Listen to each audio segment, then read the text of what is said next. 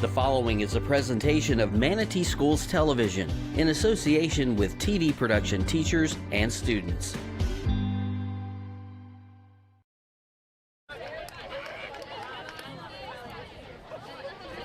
And you're looking at a live shot on the campus of Lakewood Ranch High School as the Mustangs get set to host the 7-1 Parrish Bulls in a critical game for the Bulls as they get set for a playoff run while Lakewood Ranch comes into this contest at 3-5. And they've got a chance to even their record next week and a win tonight. Hello, everybody. I'm Skip Wilhoit along with my broadcast partner, Chris Conboy, and we are bringing you the MSTV Manatee Schools Television Game of the Week live here from Lakewood Ranch tonight.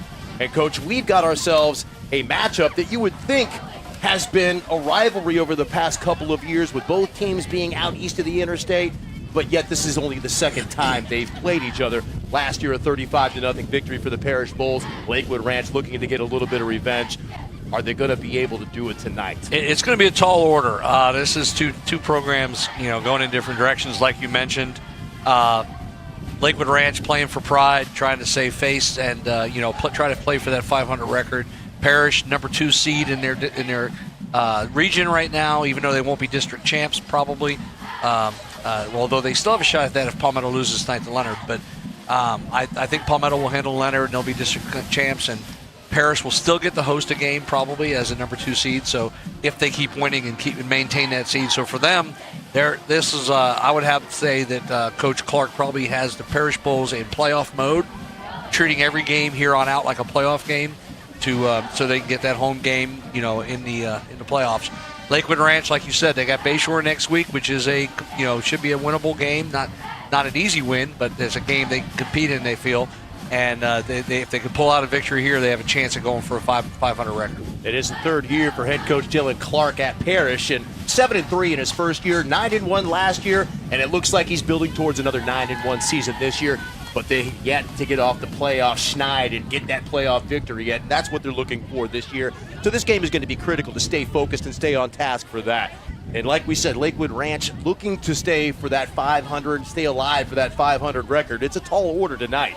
We looked at Lakewood Ranch at the beginning of the season. They were able to open up tough. I mean, they 34-12 victory over Lemon Bay, 42-0 over Seminole, and then the wheels fell off. 10-7 loss to Braden River, and then just getting shellacked by a number of teams and dropping 5 straight. But last week they finally picked up a win at a get-right game against Gateway, and Gateway seemed to be a get-right game for just about everybody. Gateway in that district was really outmanned, and everybody was able to get their feet under them playing Gateway. Lakewood Ranch, it kind of all happened in that Braden River game. Coach Paul Meckley and I did that game for MSTV, and it was an end of the game field goal that won it with about a minute left for Braden River to win 10-7. Lakewood Ranch started the game dominating, driving down the field, 7 plays, all running plays, stick in the end zone. They got it the second drive. They drove down the field running the ball, got down in the red zone, threw an interception. That happened 2 or 3 more times. 3. Yeah, and that spelled the end of that game. And both teams actually, I think, would like to be a running team. Coach Clark at Parrish, we've seen over the last 2 years, good defense, aggressive defense, swarming defense, run the ball. We saw it last year. They started this year throwing the ball a lot more. New offensive coordinator Seth Varnador, and they've had a lot of success throwing the ball. But the first 4 games of the year this year, they were a 51% run team, 49 pass, so they were very balanced. That was leading up to the Palmetto game. After the Palmetto game, the loss to Palmetto, since then they've run the ball 61% of the time. So I think they're getting more back to what their identity was and their roots as a running team, defense first, even though senior quarterback Bryson Volz has had a tremendous year under Seth Varnador and grown leaps and bounds. He's thrown 15 touchdowns, no interceptions. No picks. He's completing 70% of his passes. His yards per pass attempt is outstanding, which is how I rate off passing offenses. A lot of people don't look at that, but with Volz at quarterback, they're averaging 9.02 yards per attempt, which is outstanding. He's thrown for over 1,400 yards in the season so far. That's you 15 touchdowns, no picks. 8 yards per attempt is really good. 9 is outstanding. Lakewood Ranch, they made a change at quarterback first half of the year with Traver at quarterback. They were averaging 4.7 yards per attempt. Now they're up to 7.55 under Sebastian Engel. So they've improved a lot and in their passing game as well. So I think we'll see a little bit better offense from Lakewood Ranch from what they've shown before. And we're going to go ahead and take this down. You can see the color guard for Lakewood Ranch out there on the field. So we're going to go ahead and cut away for the national anthem. And Coach Conboy and I will be right back to finish setting this game up, teeing it up for you.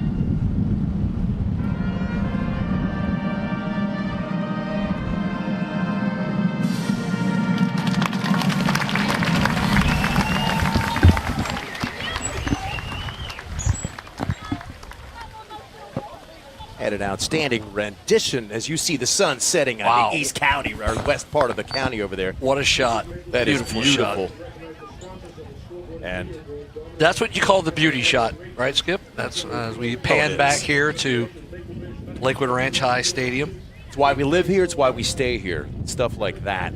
Let's get back to the conversation that we had prior to the national anthem. We talked about that quarterback change for Lakewood Ranch and Sebastian Engel coming in and taking over for Traver.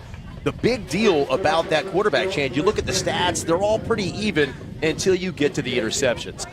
No picks so far for Engel, 5 touchdowns on the season so far, playing a little bit more ball control offense and starting to run that ball again. Now, unfortunately for them, while they have a great back in Eli Berry, number 4, you'll see him tonight, it looks like they're going to be without number 5, Justin Flores, this evening, as we saw him in a walking boot prior to the game. So half of their rushing attack, both of those backs averaging over 6 yards a carry on the season, and one of them's not going to be in the game tonight. A big matchup problem for that Lakewood Ranch team that is really, that's their MO on offense, is to run that football. Yeah, and on the defensive side, Lakewood Ranch is hoping to get back, their all-everything linebacker, Getchow. Eden Getchow, who we've done games before where he's all over the place making plays. He's been out for a couple of weeks. And they're hoping to get him back. I was told they're expecting him to play tonight. We'll see. It's probably a game time decision. But hopefully he'll get back into the swing of things tonight.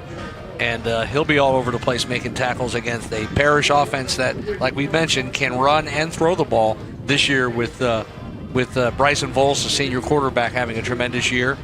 And they're going to need Getchow back. Last week, even though they crushed Gateway, that we talked about that game, holding them to 14 points in the fourth quarter, I might add, they still gave up 174 yards on the ground on 36 carries, and that's 4.8 yards a clip. So they've been struggling against the run really all year, even with Getchow in the lineup, 178 yards that they've given up all on the ground. So Lakewood Ranch stout against the pass, not a lot of sacks, not a lot of pressure on the quarterback, but teams have been able to run on them, and that's what you got to think Parrish is going to try to do tonight. Whether the stats are correct or not, I'm not sure, but one thing that jumped out at me looking at Lakewood Ranch stats was 1 sack for the entire year. The entire year. And I had to double check that too. I went 8 back games, game by game. I went back and looked at it because I'm like, really? I don't know. I thought you'd get more than 1 sack by accident. No, just the quarterback falling down while you're around him or something. But that hasn't happened. Now, on the other hand, Parrish, plenty of sacks. Parrish's defense We've seen them. Typical Dylan Clark defense. They're going to be swarming with Coach Frank Post, the defensive coordinator, making adjustments during the game that he's done over the years. They have the big number 4, Caleb Exum or Exume. We're not 100% It's sure. Exum. It's Exum. I was told Exum. Boom. It's Boom. They call him Boom. 6'3", 300 pounds of Boom. Yeah, I've had a couple other coaches in the county tell me they think he's the top prospect in Manatee County as far as going on to the next level. Jair Speaks, number 9. We've seen him make a lot of plays. He's got 3.5 sacks. Silas Edwards has got a sack and a half. So they're going to have some pressure on you from that defense, and they're going to have Markeon Maxwell with his 53 tackles running to the ball sideline to sideline. He also has a sack and 12 hurries. They'll blitz him a lot, bring him a lot in previous games. So their defense does not have a problem getting pressure. And then we got a shot of the coin flip. The amazing camera shot there from. See the result of the coin flip before the ref. Yes. And he's touching Parrish. So looks like Parrish is going to win that toss unless he was asking in which direction. I couldn't quite see. Usually a tap on the shoulder. And there it is right there. They won the toss and they deferred, which most teams do nowadays, as you want to get that ball to start in the second half. The opportunity for back-to-back possessions is always the thing that you want to try to get there. Yes, and the kicking game will be an interesting one tonight too. To see which team we saw doing the pregame last week for the Palmetto Manatee game how important the punting was in that game, where Palmetto seemed to start every possession on the Manatee side of the field, and then when Palmetto kicked off, they had Brandon Galloway kicking it 8 yards deep and putting them back at the 20 every time. So it makes a big difference in how far you have to go. We did a pregame show last week. We had an outstanding synergy and partnership with Tiger Vision last week, where you and I did the pregame show with MSTV. And by the way, they're doing the production of tonight's game for us, so we appreciate those guys out there. We didn't talk about perhaps the biggest mismatch in that game, the Manatee punter versus the Palmetto punter. And as you said, Brandon Galloway, the number 2 punting prospect in the entire country, boomed them all night. And Manatee continually set Palmetto up in outstanding field position with a bunch of shanks. So it's an overlooked thing to consider sometimes. So we'll keep an eye on that tonight. And it's interesting when you talk about the kicking game for Parrish community, you're used to the Tomlinson brothers, Owen and Lane Tomlinson, over the last 5 years at that school. They haven't made a field goal all year. Yeah, but sophomore kicker, Connor Samblis, we saw him earlier in the year. He's consistent on the extra points. He's capable of kicking field goals. He probably the ones he's tried have probably been longer ones, I would guess. There's only 3, so he's 0 for 3. It's not exactly a large body of work to draw from. He was a very competent high school kicker, though, from the games that we did earlier in the year. It's just interesting to go from a weapon in the kicking game to maybe not so much of a weapon as that offense now. Really, it goes through Bryson Volts. We talked about 15 touchdowns, no picks, 1,400 yards, and you talked about the Tomlinson brothers, the Volts brothers also.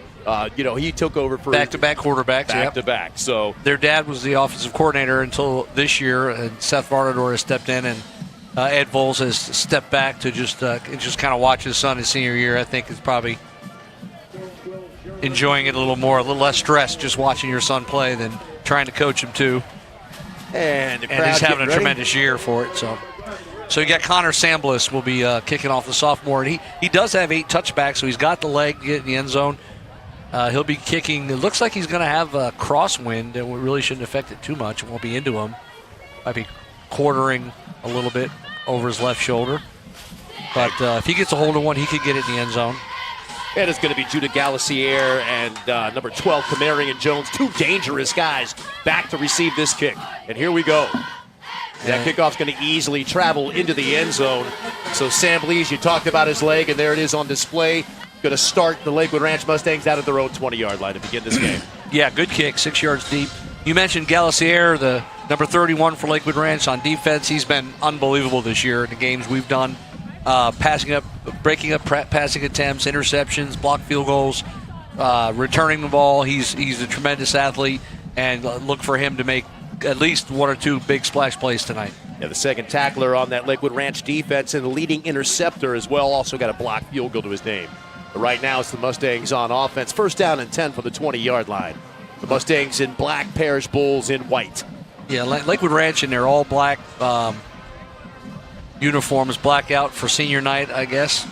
I thought their colors were green, but Seems like everybody has black uniforms There's now. some green in the helmet there. You can still see it. There's the band with some green on right there. Yeah.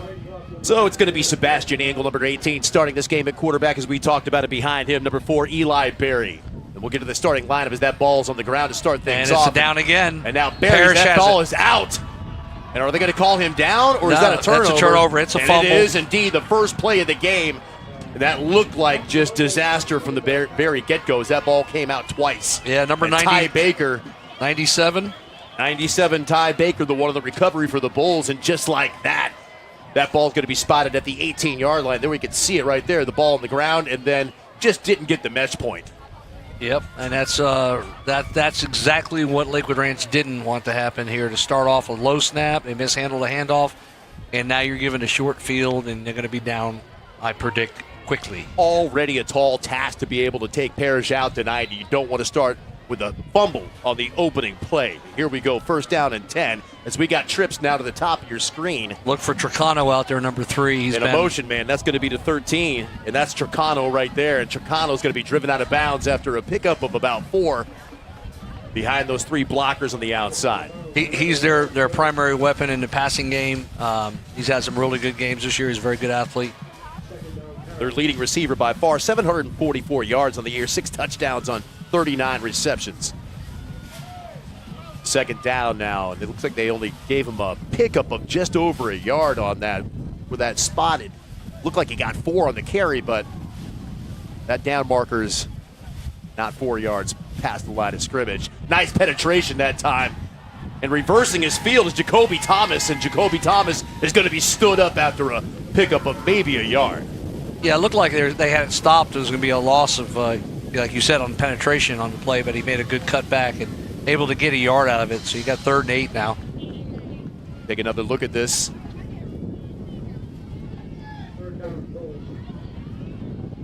Looked like number 43 coming in there, penetrating to...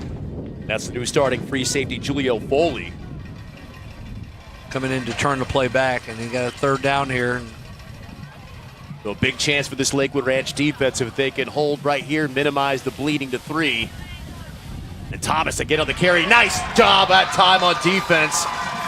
43 boy, again. That was Foley again in on the play. You can see why they put him in, the new starter. Parrish went to an unbalanced there. They shifted over with the tight end in a wing, went unbalanced into the boundary, and then ran behind it. And the safety was there and come flying up. He's coming from depth and coming very aggressively, so I think you're going to see some play-action shots coming from Parrish in the future. This will be the first field goal of the year for the sophomore if he can make it. It'll be a 33-yarder. We know he has a leg after that kick into the end zone. Great job by the Lakewood Ranch defense. Honor Sam Blease gets it up, and it looks like it's right through the uprights. It is indeed good, 3-0, just like that. But like you said, Coach, an outstanding job by that Lakewood Ranch defense after getting put in a hole by the offense on the first play of the game. Yeah, that's tremendous when your defense can do that and let your offense know that they got your back. Oh, that's a nice shot of the field goal right there. We don't often get that view. No, it was beautiful little drone shot there. So Lakewood Ranch is going to try to tee this up again on offense after they receive this kickoff. So Bryson Volz and the Parrish Bulls not able to get more than a couple of yards on that drive despite the gift that they were given. So really right off the bat, we talked about Lakewood Ranch struggling against the run, giving up 178 yards per game, almost 5.7 yards per clip, and they tighten up right there. 3 straight plays, nothing doing. Yeah, they were stout there at that time with Julian Foley coming up making 2 plays in a row. He didn't make the tackle on the first one, but the penetration forcing the turn back is what made the play. Foley's not even on the roster. Well, apparently he was a sophomore and he moved up from JV, I guess. And that ball, once again, is going to travel into the end zone. Sam Blease puts it in there. No return for the Ranch. Once again, they'll start off at the 20-yard line. First down and 10. So Lakewood Ranch, we talk about them being 3-5 coming into this game. But there's a lot more to play for than prepping for the playoffs. There's pride on the line for this Mustang team. Again, this is only the second time they've played Parrish. Last year they got beat 35-0, and they want that vengeance. See if they can get something started here at their 20. And Engel again. Low snap. Low snap, hands that ball off, and nice run that time. Great run there. Great run. Eli Berry. By Berry. They're going working on the left side. Looked like the play they ran last time. They just were able to execute the handoff that time and get some extra yardage. And Berry, first down. Yeah, out to the 30-yard line. The tip of that ball, nose of the ball touching the 30, so it's 10 yards on first down for Eli Berry, who comes into this game averaging 6.9 yards per carry. There you see the replay that time. Low snap again. Which is what led to the missed handoff handoff of the first. Here we go, first down and 10 now from the 30-yard line. Berry again on the handoff, and Berry right side. And Berry carrying defenders for a nice pickup again on first down. Ahead of the stick, 7 yards for Eli Berry. Yeah, this I mentioned earlier in the year seeing the offensive line for Lakewood Ranch come out and pound the ball down the field on consecutive running plays. That's how they started the game against Braden River, and they're doing it here very similar to that. The offensive line plus they'll insert Cooper Orzel, number 0, as H-back tight end. Read my mind. As an extra blocker as well. And watch for that play action at number 0 out there as well.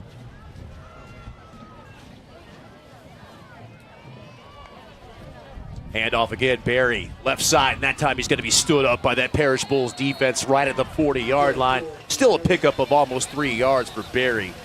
Yeah, Alex Eldridge getting in on that tackle there, number 2. Strong safety. He saw the Rhett did a good job on the read, got in and made the tackle, but they got enough for a first down there as Lakewood Ranch is doing what they would love to do there. You can see they got a double team there. And Eldridge, a strong safety who's all over the place. 35 tackles, 4.5 for a loss, 4 picks. Mikey Calderon and Carter Baker double teaming, and then Calderon releasing up to the second level and making the block on the linebacker. That got motion. Going to say that was good enough for a first down, getting to the 40, but that's going to come back.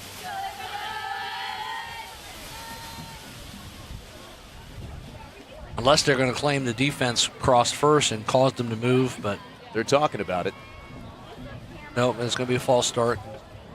It'll be 1st and 15. Lakewood Ranch needs to stay ahead of the chains and be able to run the game and shorten the game, I believe, to have a chance here. There's no doubt in my mind. Yeah. And they've got to get that running game going. The running offense is the MO for this Mustang team. And then the play actions will open up off of that, use them sparingly, and rely on that offensive line, which if you had to pick the strength of the team, I think I would say the offensive line would be a strength.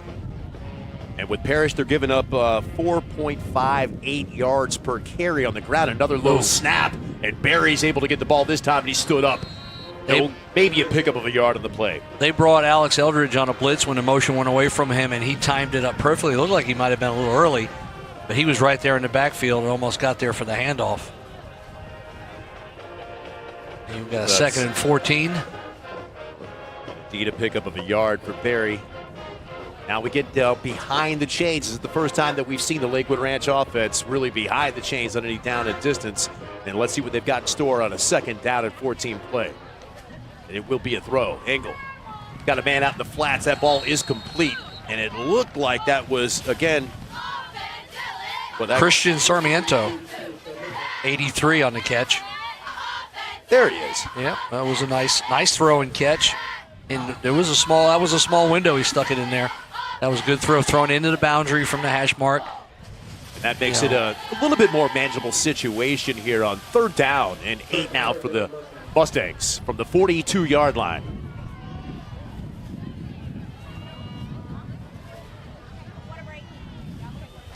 And we got some offsides motion there as Parrish jumped across the line. Good job on the hard count. And you can see Parrish had some guys coming from the second level there, some linebackers, safeties walking up that they're going to bring heat. So now it's going to go from a 3rd down and 8 to a 3rd down and 3. Not too shabby when you were just facing a 2nd down and 14. Yeah, this is a makeable 3rd down now. They have options now. You can run the ball, you can throw the ball. If you wanted to change the play to a run, it's a makeable 3rd and 3. That ball spotted on the 47-yard line. Low snap again. Angle fires over the middle, and that ball's dropped, right in the breadbasket that time for Kamari and Jones. one of the big playmakers for this Lakewood Ranch offense. Had Great. a huge week last week. Really good throw there. They had a blitz coming from the safety on that side. You can see in the safety coming up here, and he's wide open. That's a big play if he can. I think maybe the referee was in the way. Yeah, he probably lost sight of the ball, and the ball went right over the ref's shoulder. Wow. And he probably didn't have time to react to it. I couldn't notice that live, but on that great replay we had there, you could see that ball just go right over the referee's shoulder. So senior Luca Cooey on the punt for Lakewood. Oh, he gets away a great kick. Wow. And Tricano all the way back. Fair catches on his 7-yard line. There was so much height on that punt, though. You normally don't want to fair catch a punt that deep. But, boy, that ball looked like it was so high up that it might not have bounced into the end zone. He got a very generous mark, though. Looks like they're marking it to 10. Ow. Yeah, it was closer to the 7 or 8, I thought. But well, hey, who are we to judge? far be it from me to ever criticize the guys in the black and white stripes or the blue shirts. I'm wearing glasses. I'm not throwing rocks at anybody out there that's not. I am. I'm throwing rocks. All right, fair enough. You're not wearing glasses, so I'll let you throw the rocks from up here. I'll put the glasses on if I have to. If that gives me permission to throw rocks. It's still 3-0 here, Lakewood. No, they moved it back to the 8. Yeah, there we go. Okay, I said it was more like the 8. All right. They heard you, Coach. The beanbag came in at the 10, but they moved it back to the 8. That was good. They got it right. Get together and get it right. That's all you ask. The referees do a great job. Sometimes we pick on them, especially me. Way to backtrack. But there's a need for them, and we wouldn't have high school football and baseball if we didn't have those guys out there. No, it's not exactly like they're paying off their mortgage. Although they're getting paid a lot better now than they did when I used to do it. So. First down and 10 for the 8-yard line. Bolts hands that thing off to Thomas. Thomas ahead. Nice pickup on first down to get out of that hole. Ball spotted near the 14-yard line. Thomas is the son of Brian Thomas, that was a running back at Southeast for Coach Paul Meckley back in, I believe it was 99, 2000, right around that time. I remember him. Turn of the century. One of those other things that just make you feel old. Yes. Been around Manatee football for a while. Second down now and about 5 yards to go. Volts looking deep. Tricano, sideline, catch! And Tricano got... I called him out of bounds. That was an audible by Vols. If you go back and look at that, he changed the play at the last second, gave a hand signal on his hip to Tricano to run a vertical when he saw he had press coverage. Threw a really good ball. That's where you want to throw it. Either my guy catches it or it's incomplete. Boy, a lot of bodies around that sideline, but it sure looked like he had that ball in bounds. Let's take another look. Yeah, you just saw the tap of the hip there. He's got a step on him. Ball's perfectly thrown. Oh. Left foot came down on the line. Once again, the refs got it right. Outstanding call that time by the side judge. A great job by the officials. Don't worry, we're going to get on them later in the game, so we have to give credit when they do it right. Third down, Volts looking past the sticks, got his man. Oh. Fumble on the ground. That ball's line. Oh, and boy, what a mistake that time by Tricano, who had the first down. Ball pops out. It was not Tricano. I think it was number 3. Oh, I thought it was 13. No, it was number 3. My mistake. Sorry about that. I was expecting it to be Tricano because the last time we did a game, I noticed him holding the ball out a lot. And that's what So that was Schuler. Schuler was doing there, and that ball almost got scooped and scored there. There was some Lakewood Ranch Mustangs hovering around it. So now we've seen both offenses make critical mistakes deep in their own territory. It's blocked. This one does how did he get there? That it had to be Galliere. A nice bounce. He blocks punts. And that's going to send Jones all the way back to the 47-yard line. Going to be wrapped up by a swarm of white jerseys right there. So Galliere was he was almost too fast, and the ball he overran it, I think, and was too close to the kicker, and the ball came under him. And I saw him do that last game we did, and then the next one he blocked. So he might make an adjustment and block that next one. But he was definitely in there pressuring the punter. Great job by the punter. Exactly. 2 good punts so far that we've seen from both these teams, which lies in contrast to the punting that we talked about last week. That was Levi Pillsbury, yes, the punter, yeah. Excellent with the pressure they had to get off a 40-yarder like that. Limited return, so. That's still going to set up Lakewood Ranch at their own 49-yard line. First down and 10. 2 backs behind Angle. He's going to throw it, flares it out, and that's going to be Jones. Jones with a lot of room out there, and is going to pick up about 8 yards on first down. So again, a nice first down pickup by Camarion Jones in that Mustang offense. I would like to see the back stay to the outside on that one. I think they had them the DB pinned there, and he kind of turned upfield a little too soon. Coach Turner, Frank Turner's used to yell hash number sideline all the time, and this is nothing more than a long handoff for a pitch. Look at all that green out there, Coach. Yeah, you see he had him pinned on the outside on 22 there. That was, I think it was Cooper Orzel blocking out there. If he'd stayed outside, I think he might have gotten a little bit more. Second down and 2. Some of that you can't coach, though. When guys have a ball in their hands, it's just got to be instincts. You can preach it in practice and get them thinking a certain way, but when you get into game situation, you're just going to have to see it and react. You can't really coach that out of kids. Angle looking deep. He's got 2 receivers out there, 1 DB, and it looks like that pass was intended for number 7. Incomplete. Karsten Fuller, the intended receiver. I think we're going to have an ineligible receiver downfield. It looked like somebody was covered up over here on the Lakewood Ranch sideline. 83 and 12 were both out there. Yep, ineligible receiver. He was covered up. 2 men, they were probably both on the line of scrimmage. Or both, well, yeah, both had to be on. One of them would be covered. Look at Angle. Yeah, that looked like it was a predetermined throw, and I don't know if they're supposed to have 2 receivers that close to each other running verticals outside the numbers. I would go with no. That's I wouldn't think it was designed that way. There might have been some miscommunication there. And that ball. Now there's not enough men on the line of scrimmage here. There's nobody on the line on this side. 83 doesn't step up unless they're counting him on. I don't believe he's on the line of scrimmage. He's a yard back. They Another low snap, and that ball's on the ground, and Angle just falls on it. Coach, they've got to get that center exchange fixed here. Yeah, and what's interesting is it's week 8 or 9, and they've been a shotgun team all year, so it's nothing new. Maybe senior night, little jitters or something, rival game. But, yeah, definitely have to it's hard to operate your offense when you don't know where the snap's going to be. That's senior Brock Thompson, so it's not exactly his first game snapping or his first season. That's going to move the ball back behind the sticks again, so what looked like a very promising drive in Bulls territory pushes him back. Angle rolls left. Angle's got a man out there, gets it to Cooper Orzel, and Orzel's going to be stopped way short of the yard to gain for that first down. 4th down now for the Mustangs. Yeah, I think Angle got rid of the ball a little quick on that one. I think they had the corner that he could have rolled out and extended the play a little more, and I think he had Camarion Jones popping open around the first down markers. It was a little flood route, the outside receiver running a vertical, number 2 receiver running a deeper out, and then Orzel going into the flat.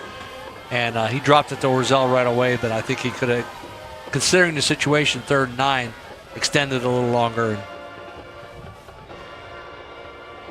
Low line drive kick this time. That's Kuamango. Downed at the 1. Wow, what an outstanding job. We talked about the punting display that we've seen so far. Galliere, who almost blocked the punt, was the one down there to down it. Kuamango, the punter. Yes. Say that a few times to get that right. But 2 great punts, both pinning Parrish deep in their own territory. The last one almost resulted in disaster for the Bulls as we take another look at it here. And the only punter in the area wearing a number in the 50s. Yeah. Double nickels. We'll throw you off. You can see here from overhead, he downs it there. And in high school, and once he has control of it, it's downed. So it doesn't matter that he continued into the end zone. He had control outside of the end zone. Outstanding explanation. Thank you, Coach. So now Parrish Community High School will have to come out of the shadows of their end zone there, out of the gray Lakewood Ranch end zone. Bolts and Thomas in the backfield, and it's going to be Thomas on the carry off the left side. Got a little room. Thomas stumbles near the 10-yard line. Could have got a few more yards on Turf monster got him there, a sniper. Notice a trend to them running left here early in the game, attacking the left side of the offense and right side of the Lakewood Ranch defense. Looks like the game plan. Here's a great view there. And their linebacker is in the hole to make the play, and Thomas just bounced it outside and could have had big gain there. As it is, it's going to be a pickup. Great shot there on the instant replay. There he is again, running left again. Thomas with a carry for a first down, out across the 15 to the 17-yard line. First down and 10, Parrish. Nice run. So now the Bulls finally out of the shadow of their own end zone, something they could not do on the first drive. Or check that second drive. The first drive started on the Lakewood Ranch 18. Yeah. And you see that ball spotted there at the 17-yard line. If Parrish can run the ball like this, it's going to open up the passing game. And I notice they got Galliere out here, Judy Galliere on Tricano. One-on-one excellence against excellence.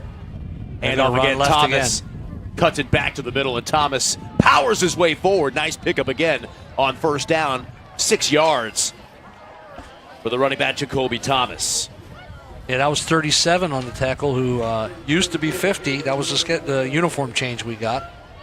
The 37. So that would be Dawson Hable. Dawson Hable on the tackle. The undersized defensive tackle there, only a sophomore. Got time to grow. Yeah. Second down now and 4 for that Bulls offense. So far on this drive, it's been a lot of Jacoby Thomas. Let's see if that stays the MO. It does not. Bolts passes. Got a man. Turcano. And Turcano extends that ball out and out to the 47-yard line. Nice pickup. I have no idea why he does that. I told you he did it last game, and it's danger zone. Yeah, I don't get it. I'd go crazy if I was coaching receivers. It's one thing if you're extending for a first down. That's just not necessary. Yeah, I mean, that's in the middle of the field, no sticks around. It's just unnecessary risk to take. I would agree with that, Coach. Yeah.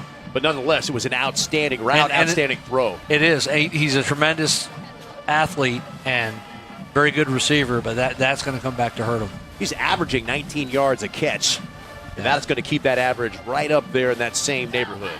First down, Thomas. Up the middle, and he's dropped. Outstanding job that time by number 25. Aiden Getchow. And that's the man that we talked about. Yes. Coming into this game with 82 tackles and 11 for a loss. Coming back. That one's not going to be a loss. They'll give a yard that time to Thomas, but it's good to see 25 roam in the field for the Mustangs. You know, Tricano's uncle is Dave Marino, former Palmetto head coach, now the offensive line coach at Cardinal Mooney. You know, one of the things that I love, and that's going to do it for the end of the first quarter. We'll go ahead and be right back after this quick message.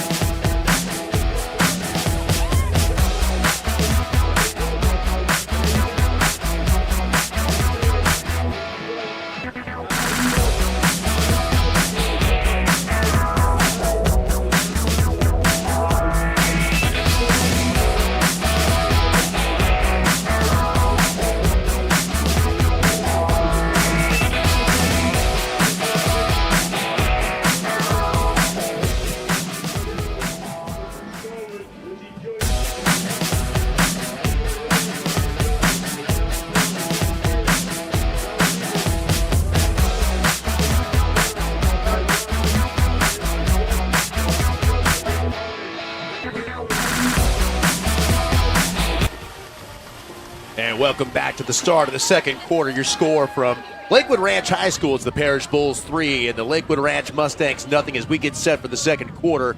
And Parrish driving near midfield. Thomas left side. Thomas dragged down. Outstanding pursuit that time. Number 99, Reese Poole on that tackle. Senior Reese Poole.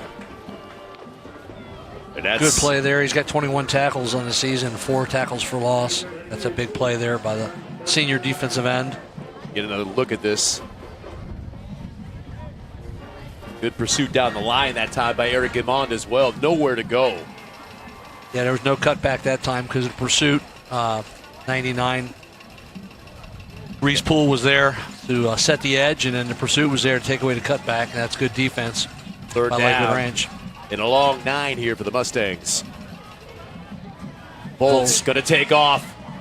Bolt's got a little bit of room, and Bolt's runs into some black jerseys and spins his way to a Parrish first down inside the 35-yard line. Wow, nice job after contact to get the yards needed for that first down, Coach. Yeah, that's 12 yards after the first contact there. He was hit just short of the sticks. And he continued on and got about 12. Well, they're going to mark it back a little further, about 8 yards after contact there. That's a great run by Volts. I thought for sure he was going to be brought down short of the sticks as we take another look at this play right here.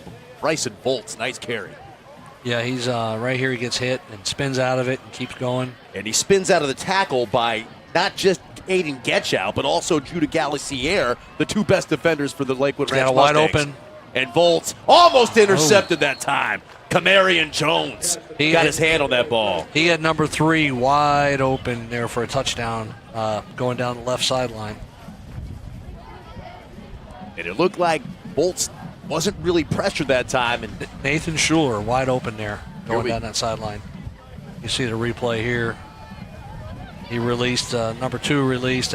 As the ball gets out to the sideline, you'll see down in the end zone, number 3 down there. he had a step on Foley, as we talked about before. That's going to bring up second down now for Bryson Volts in this Bulls offense.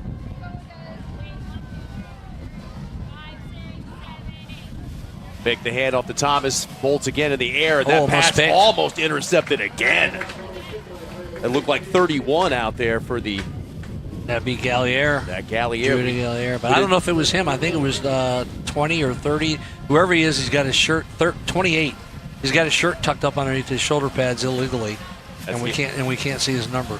That's outside linebacker Eric Cleveland.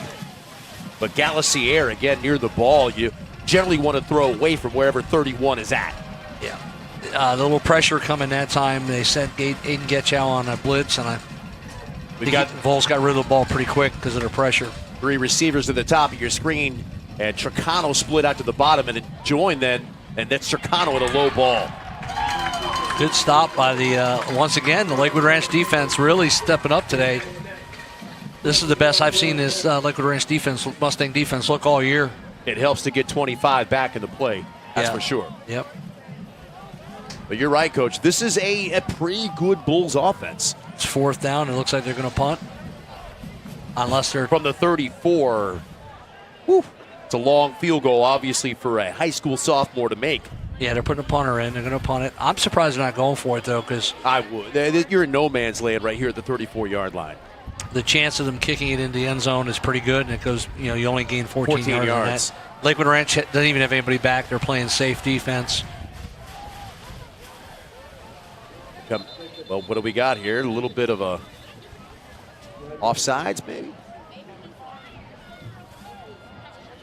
That might change things if it's offsides. Nope, illegal procedure, yep. Well, you're going to punt now, obviously. Yeah, definitely. Now they're putting Camarion Jones back as a returner. Now that it's 4th and 15, they're pretty sure they are going to punt it. I was going to say that they might have been protecting against the fake right there. Yeah. Which would I make would do little that part sense. of the field. You can do it that, but when you're more likely to pick up a first down with your offense out there. Yes.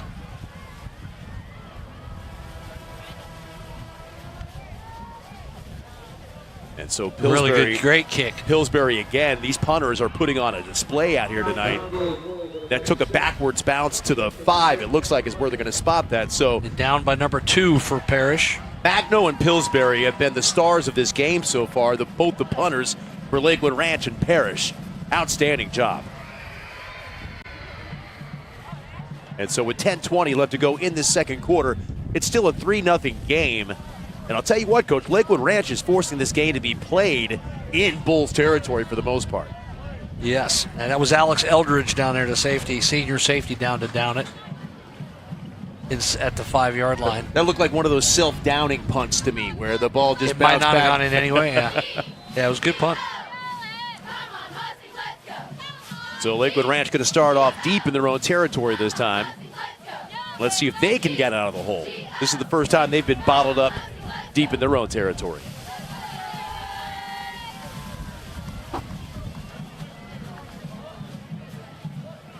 That time, Barry on the handoff left side. Barry still chugging forward and picks up a nice chunk on first down. Again, getting out past that 10-yard line and out of the hole. Lakewood Ranch having some success running the ball, like I said earlier. Running on downhill plays. They need a big game out of Eli Berry with Justin Flores not able to play tonight. the other half of that running tandem that they've got for the Mustangs. We see Jones now in the backfield along with Berry. Ankle calls for the ball, fakes it, and it's going to be Kamarian Jones. Nice move by Jones. Bobs and weaves his way out past the 20-yard line. Near the 25-yard line, it's good enough for a Lakewood Ranch first down. Huge first down for the Ranch. He's got a little electric to him, the way he accelerated around that corner there. Here it is again. You can see they pull the guard. And he goes, good job by the guard, number 60 for Parrish's offense. Last week, Kamarian Jones with 5 carries for 86 yards in that game against Gateway. So he had a big game on the ground last week, averaging 16 yards per carry. It was actually center Brock Thompson came around, and he's playing guard, Brock Thompson. We have him listed as a center, but number 60 is playing right guard. I thought I see 60 now lined up at center. No, he's at right guard. That's 61 then? 61 at center, yeah. Okay, that's my And they run right behind him again. And Berry dragged down by the jersey a little bit, stopped anyway out close to the 30-yard line. Again, a nice pickup on first down for Lakewood Ranch, though. Yeah, the offensive line for Lakewood Ranch is moving some people up there. And I am very much surprised by the way Lakewood Ranch is dictating this game on both sides of the ball. Running the football, stopping the run. Running the football at what is supposed to be Parrish's strength, their defensive front. Jair Speaks and Zoom, guys, experienced players. You expect them to really control the line of scrimmage, and they're giving up some yardage on the run. It's kind of reminiscent of the Palmetto game to a lesser degree, but Palmetto had a lot of success running the ball against them. Oh, we got a high snap. It goes right to Jones. And Jones has got some room. He drops the ball, and that ball's out, and it looks like Lakewood Ranch fell on it again. Cooper Orzel. Cooper Man Orzel on the spot. And it might be a first down. It's right at the sticks. It is a first down. And that is one of the crazier plays you will ever see. The ball snapped over the head of the quarterback, lands in Jones's arms. Let's take a look at this. Tipped up in the air. Jones stops, grabs it, and gets downhill right away. Try to make something out of nothing, fumbles, and trickles for a first down. Trickles ahead to Cooper Orzel for a first down. You can't draw it up any better than that, Coach. Well, to win in football, you got to get some breaks. That oblong ball has to bounce your way a couple of times. It's not a basketball. It doesn't bounce straight all the time. And that was one of those situations where Lakewood Ranch got a big break there. The spheroid. Is that what it is? Spheroid? The oblong spheroid. Oh, okay. Yes. One of your SAT words. Good. I thought that's what was common knowledge. They don't call it an oblong ball. They call it the oblong spheroid. I didn't know that. Sphere-like just a ball shape. With me. It was an oblong ball with points. I didn't know. That's the only thing I've ever heard it described as. I'm a PE major, for God's sakes. I thought I was speaking your language. It's a ball with points on it, and it bounces crazy. It does. And you know what? We talked about Lakewood Ranch is probably going to need to be the beneficiary of some of those bounces. Yes, they are. They are going to need that. And they've gotten one now, and let's see if they can make it pay off and keep this drive alive and get some points. Angle in the backfield along with Berry. Calls for the ball. Berry fakes the handoff. And Angle, nice job moving in the pocket and fires a dart. Great job by Angle by moving around in the pocket, but his eyes were downfield the whole time and firing the ball into a tight window. It was an excellent job by the quarterback there. Number 18, Sebastian Angle. Caught by number 83, Christian Sardiento. And another first down for the Lakewood Ranch Mustangs, who are impressing. It looks like we have a equipment issue maybe. They're talking to... Yep. Comes a timeout on the field. They're not making him leave the game. Yet. Oh. All right, here we go. It looks like everything's okay. Wind the clock. The refs just need a little catch of breath. That's all. They're getting a little tired and they just wanted to catch their breath. They thought they saw a uniform violation. Hey, they got together and got to call right, like we said earlier, and that's what they got to do. 2-by-2. Now Jones goes in motion. 3 receivers at the top of your screen, and we got some movement on that line of scrimmage. And Parrish is just making it easy on Lakewood Ranch, giving them 5 free ones right here. That looked like number 9 Speaks jumping there.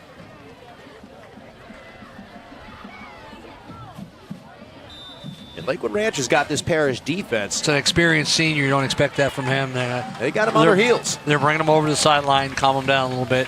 Lakewood Ranch now in Parrish territory at just inside the 48-yard line of the Bulls.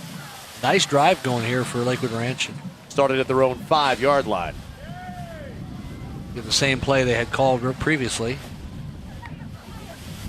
It's Barry. Barry tries to spin his way in the middle there. He's brought down after a short pickup, maybe a yard. Looked like 97 in there. Yeah, a lot of penetration there by the Parrish defense. I saw first time tonight I've seen Lakewood Ranch offensive lineman going backwards. That's not good. Ty Baker there, just a sophomore.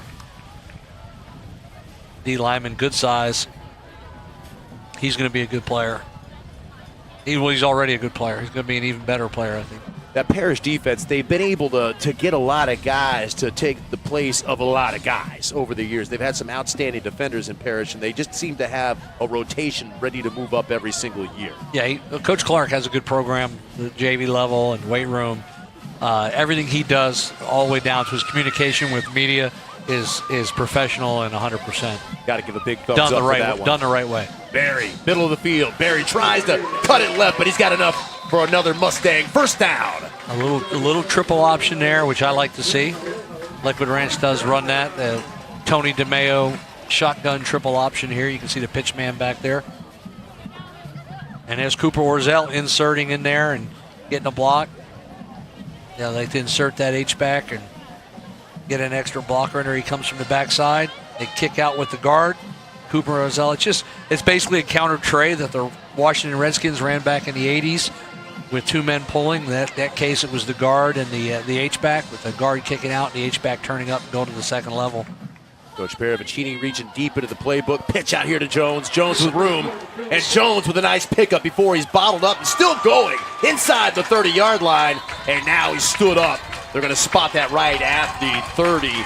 And Lakewood Ranch continues this march that started deep in their own territory. Essentially, that just the sister play of the play before, where he, triple option, pulls it, fakes to Barry going through there. Now he's going to pull it and pitch off the end, and he pitches off the end, and then Jones got enough speed to outrun the first defender, and then throws number 15 aside and gets it back to across to the 30. Santa Lee's with an opportunity, couldn't close the deal on that tackle there. Again, it results in another first down for the Ranch. They're using Jones a lot more on offense than they did earlier in the year, which I think is really beneficial for them. He's one of their best playmakers, and I know he's got to play both ways. They got to rest him in spots, but this time Barry with the toss, and Barry's going to be brought down right just past the line of scrimmage, maybe a pickup of a yard for Eli Barry. That time, a good job on the right side of that defensive line, collapsing things and making the tough running for They Eli tried Barry. to overload with two H-backs over there, and they had the punter 55 in there. Go ahead, say his name. I'm going to let you say it. Magna? Kaua Magno. Magno. Okay. And if you Magno. said the rest of his name, De Alameda, that would really do things to your tongue. You probably don't want done. No. I won't even try that, doing the whole name. They're going to give no gain on the play. Second down and 10 for the Mustangs. 3 receivers to the bottom of your screen.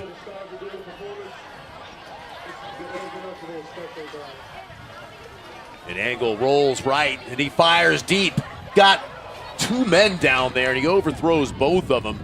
That's the second time we've seen two verticals outside the numbers. I don't understand the concept, the passing concept there. Again, I think that's not intended. There's no way. I wouldn't think so, but when you see it a second or a third time, you start Well, to think. that's the first one was Parrish.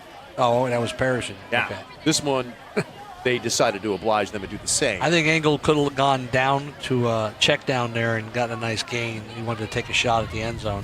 Really good job here by the back, helping Chip on the defensive end there so that he could have a clean throwing lane. Here we go. Nice look at the play right there as we see both receivers. It looked like that pass was intended for Fuller. Kamari and Jones also there. And I think he had Orzel in the flat that time for like a 7 or 8 yard gain. You know, and Orzel has been a big part of this Lakewood Ranch offense for a little while here, so it's surprising that you have not seen him more involved in this game, especially considering how well that Lakewood Ranch offense has been doing, Coach. Yes, and they haven't shown this. They haven't shown this kind of production for this long of a period. Like I said, we saw one good drive against Braden River, to start the game, but against a quality opponent like Parrish to perform the way they have tonight, it's been impressive. Coach Paravicini really has a team ready to come out and play this game tonight. Absolutely.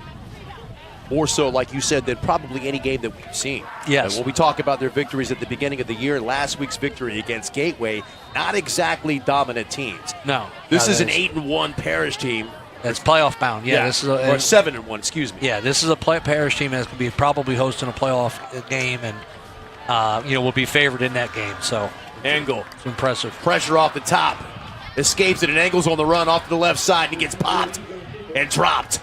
And that time he's down to the 25-yard line. Going to bring up third down at about 5. I think we'll see it's a fourth down. I think or is that fourth? Yeah, Excuse me. So we're going to see a field goal attempt here from Lakewood Ranch. Down There's a 3. great view there from the drone. You can see there was a screen, and the Parrish defense read it. And Robinson, you can just see him coming in there. It kind of forces Engel to take off and run with that ball. Ty Baker, great. He realizes it's a screen, takes it away, and then he retraces his steps and runs the quarterback down and gets in on the tackle there. You talked about him earlier, going to be a sophomore. player. He's a player already. That's great hustle and great motor right there for a big man.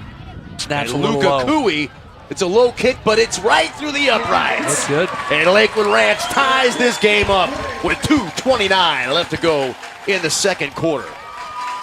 And here we go, Coach. We got ourselves a tie ball game, second quarter. Who would have thunk it? Who would have thought? Yep. And here we are tied and 2 minutes left. We'll see if Parrish can operate their 2-minute offense. And they do have time with 2:29. And then you can see the full complement of timeouts that Parrish has got as well. So time not really too much of a factor here. But we won't probably see as much Thomas as we've seen so far in this first half. I would expect a little bit of Bryson Bolts, Brandon Tricano, and that passing game to open up here for the Bulls. It's something that they do have the ability to do. We talked about over 1,400 yards of the year coming into this game for Bryson Bolts, and a very high completion percentage as well, nearly 70% of his passes being caught. What do you say, 9 yards per attempt? yes, 9 yards per attempt. That ought to tell you that's the recipe for getting it done.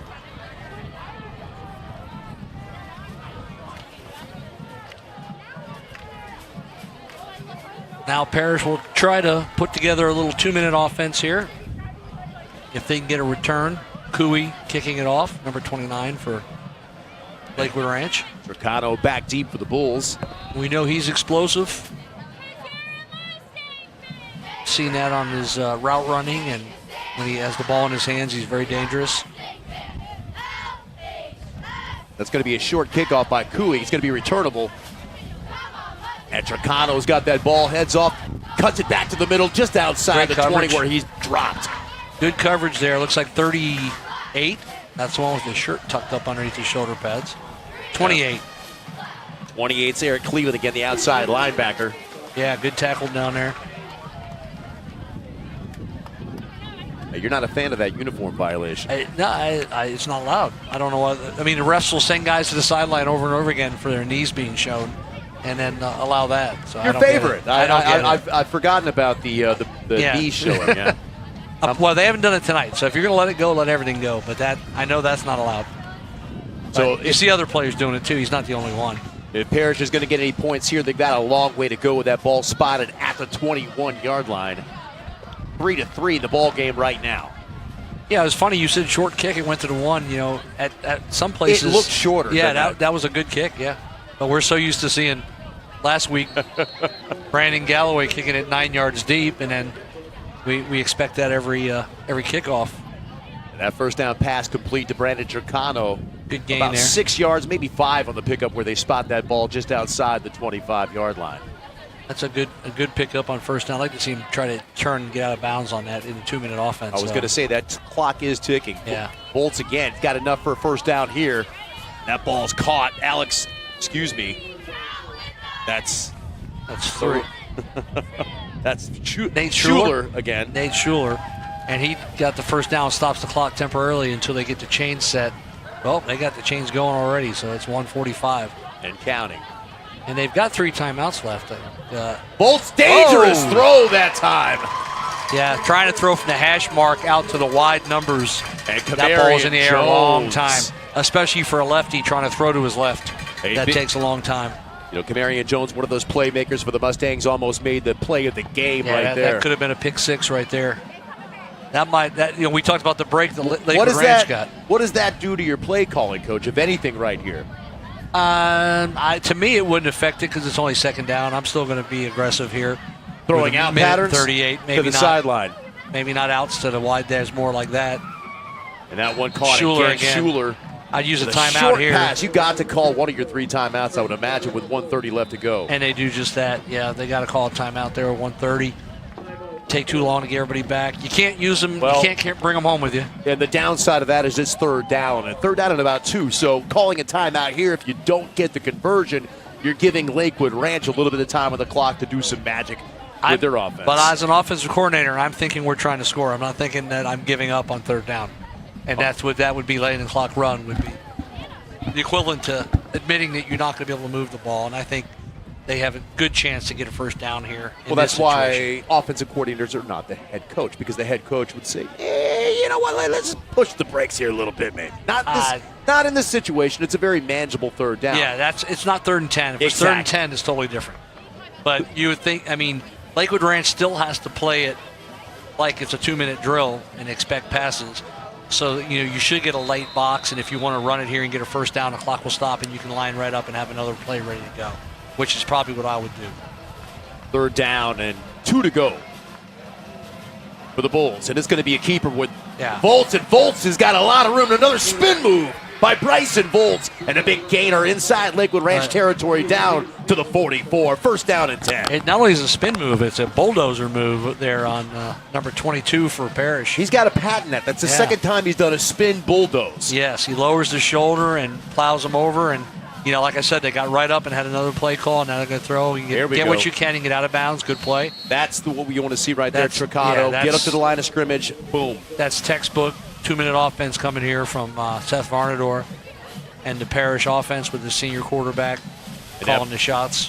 Ball now down to the 35-yard line. 1:06 left to go in the half. Now you're liking that timeout call, aren't you? Absolutely. Yeah. I liked it before. Just pointing out. The quarterback run got you an extra blocker. You put the extra man in there because the quarterback's carrying the ball. You're pretty sure you're going to get the first down on that, and then have another play called, ready to go. I was just pointing out. Go empty. We might have an illegal motion. There goes a flag right there. He's under. Oh, they blew the whistle. Okay. Yeah, Thomas just did not stop when he went in motion. But that's going to march the Bulls back 5 yards. Now, technically, they should put that time back on the clock. I was clock. going to say 3 seconds off. That's a dead ball foul. Yeah.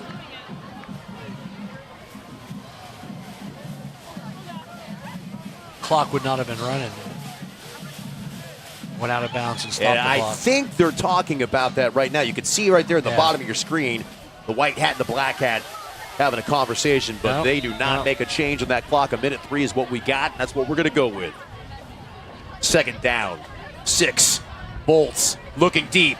Got a man, Tricado, open and overshoots him off the fingertips of Brandon Tricado, number 13, and that had 6 all over it. Yeah, there's a lot of hand fighting, jostling going on there between Jones and Tricado. I think it's a good no call, though.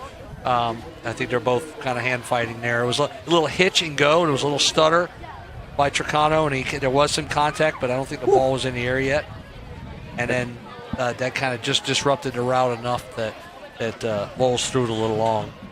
Again, I got to give a shout out to the camera work and the angles that we're getting tonight, man. Just outstanding work by our crew out here this evening. Third down, 6 yards, 40-yard line for the Bulls. Minute to go in the half. Big third down conversion here for Bryson Bolts. Oh, man. Under pressure, and Getchow can't get him. And Volts has got a man, Tricado, my goodness, inside the 15. And Bryson Volts escaped the grasp of Aiden Getchow somehow.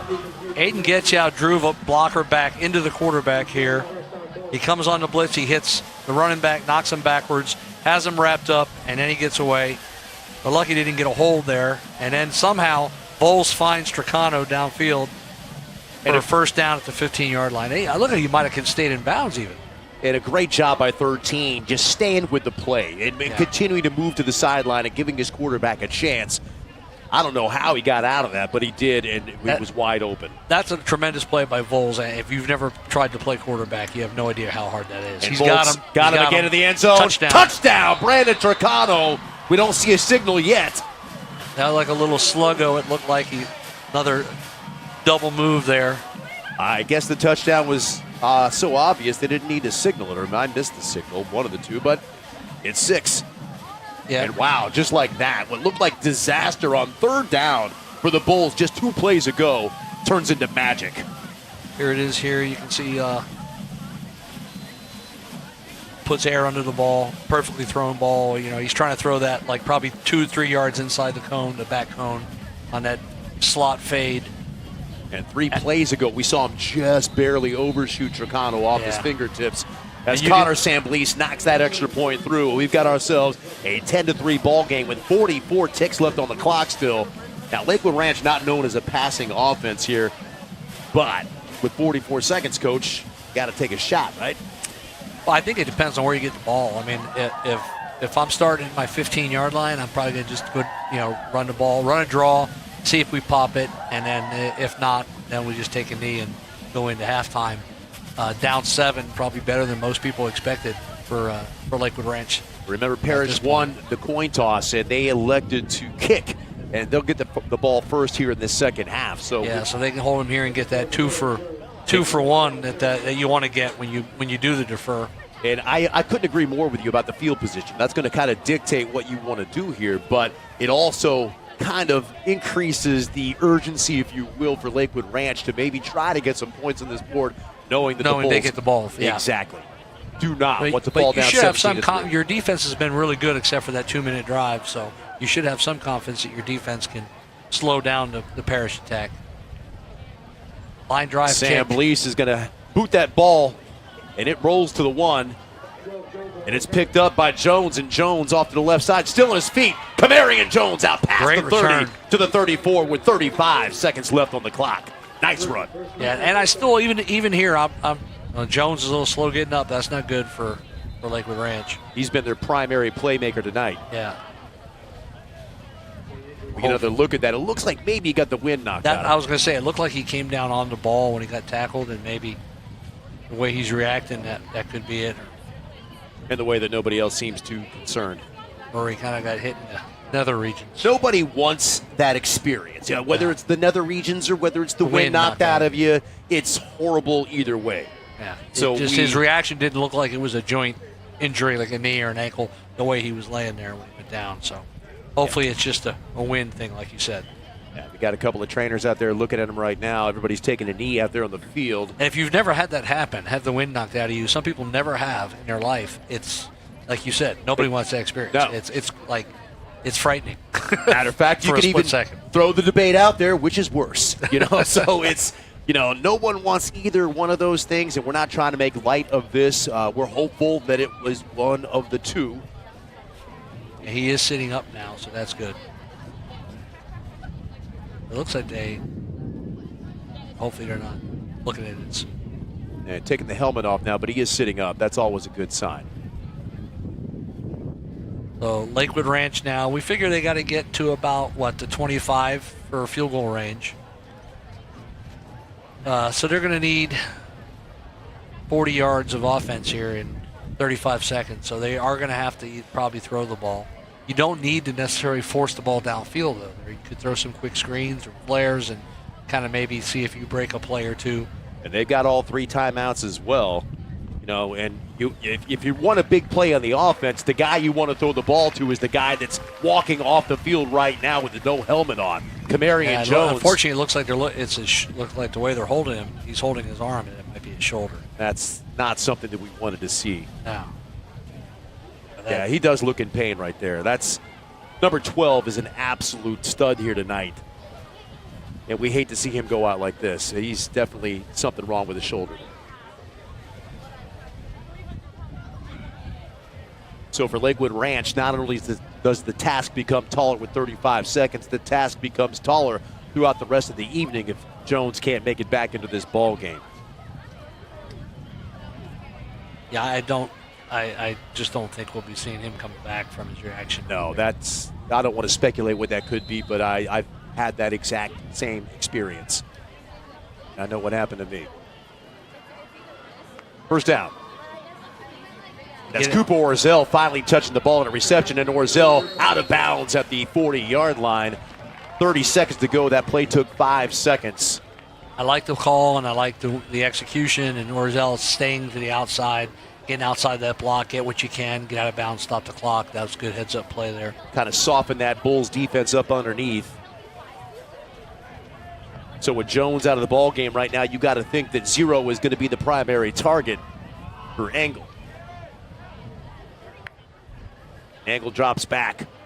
Uncorks one to Orzel, and boy, it looks like he mistimed his jump on that reception, that attempted reception right there. I think he was shielded off by a defender. It was double coverage there. Not a good decision there by Engel to throw that ball. I think he had the outside receiver out there, Sarmiento, open, but there was double coverage on Orzel, and they both the corner and the safety closed on the ball quickly when it went in the air.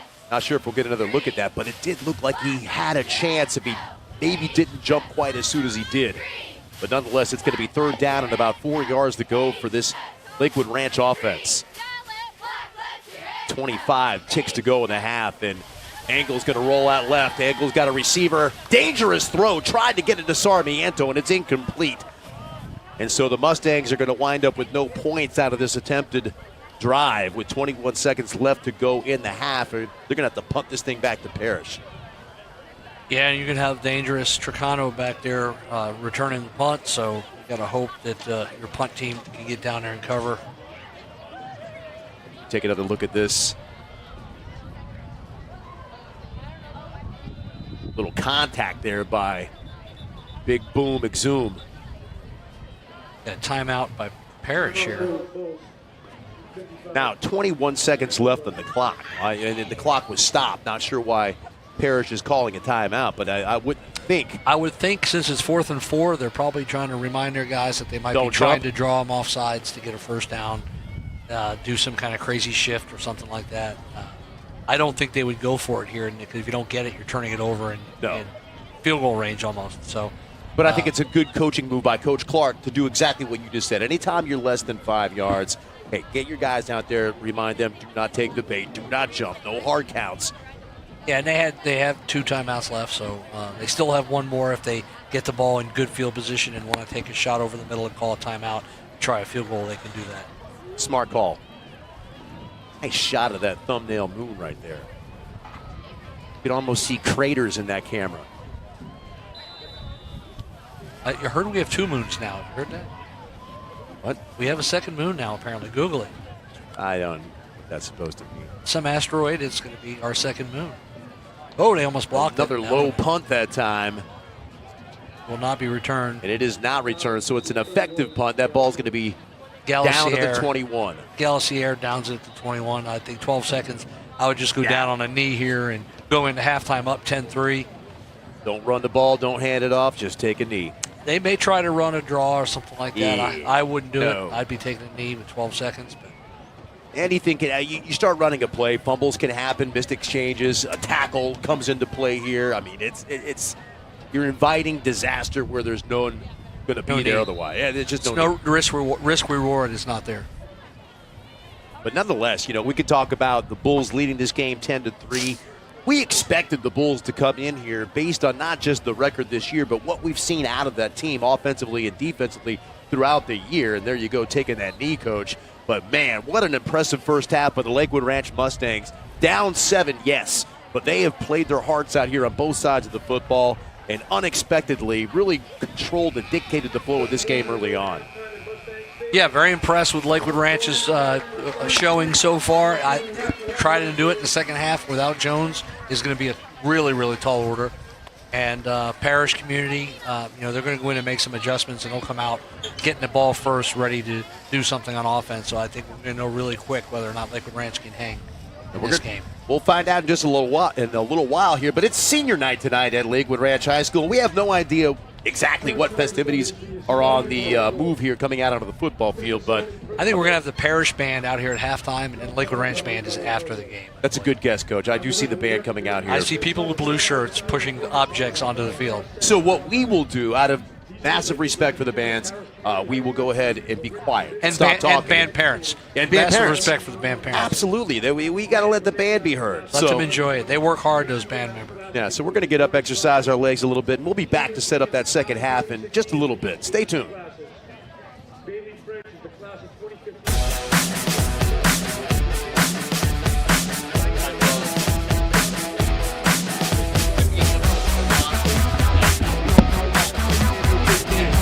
Let's give it up for Mustang alumni. Go Mustangs!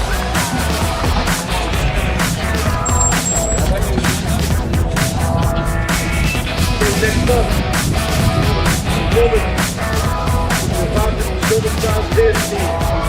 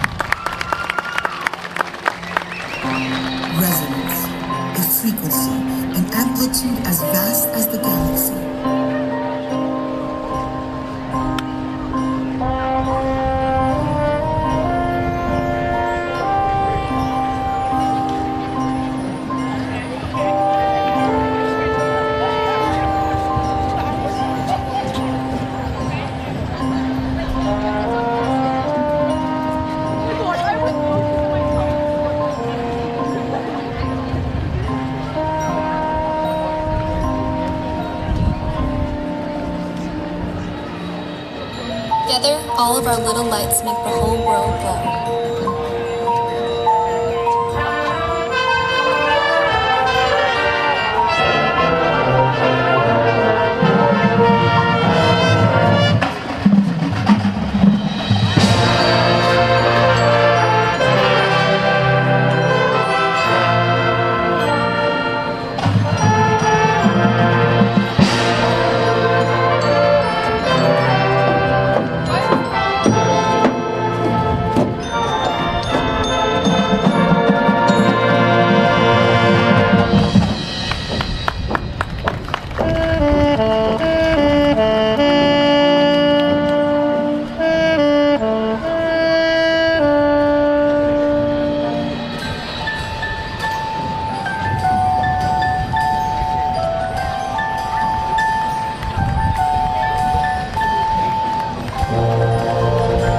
We strive to live like the forces that shape the cosmos, like an echo. Everything we do and every word we say rings eternal. We are the light of the world.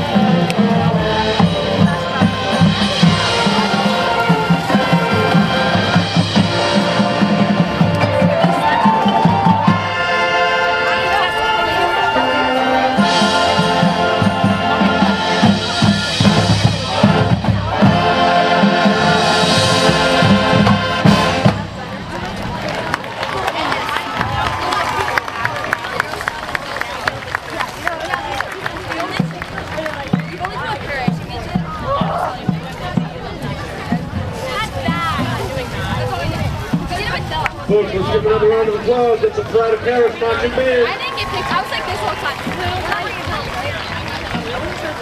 I'm not trying to turn. Oh my gosh, sweating balls. Sweating? Yeah. Why not? Oh, really? Yeah, why? Oh.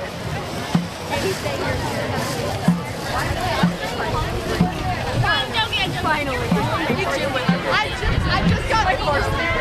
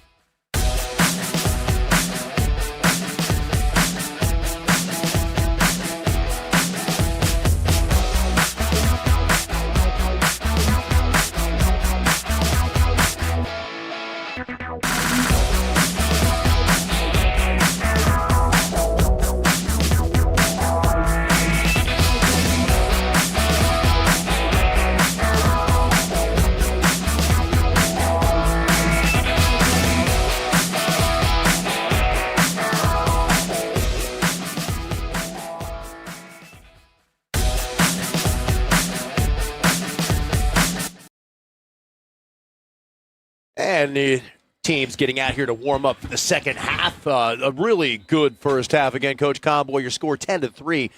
Parrish Bulls over the Lakewood Ranch Mustangs in a game that's a little bit closer. A little bit closer than we thought it might have been. So, but yeah, hey. Lakewood Ranch has played much better than we thought, kind of what we expected. They came out ready to fight. They took a really big hit, though, Kamarian Jones going down at the end of the first half. Just going to bring that up. You know, as good as they played. He's been a big player on both offense and defense. It's like losing two of your better starters. So I don't think we'll see him back. Was down there checking on the sideline. I don't think he's even out yet to warm up. So we hope the best for him. I hope some prayers are with him that he's okay. But I don't think we'll see him back in this game. And he's made plays on both sides of the ball. Almost had a pick six. Right. Granted, that wound up just being a PBU, a pass breakup there. But by the same token, he's been all over the place. He's become a primary weapon for the Lakewood Ranch offense, who they're now going to have to turn back to the likes of Cooper Orzel. And they're going to have to probably get the back of Eli Berry involved a little bit more, whether it's running the football, catching the ball out of the backfield.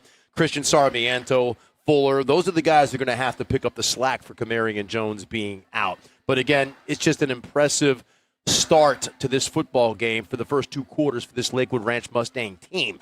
So let's see if they can maintain that momentum over a team in Parrish that came into this ball game 7-1, a team that's got playoff aspirations. I don't know if we got any scoring updates there. Looks like you got something. I've got in front some of you. scores, and we might have some going across the bottom. We're not able to always see that one.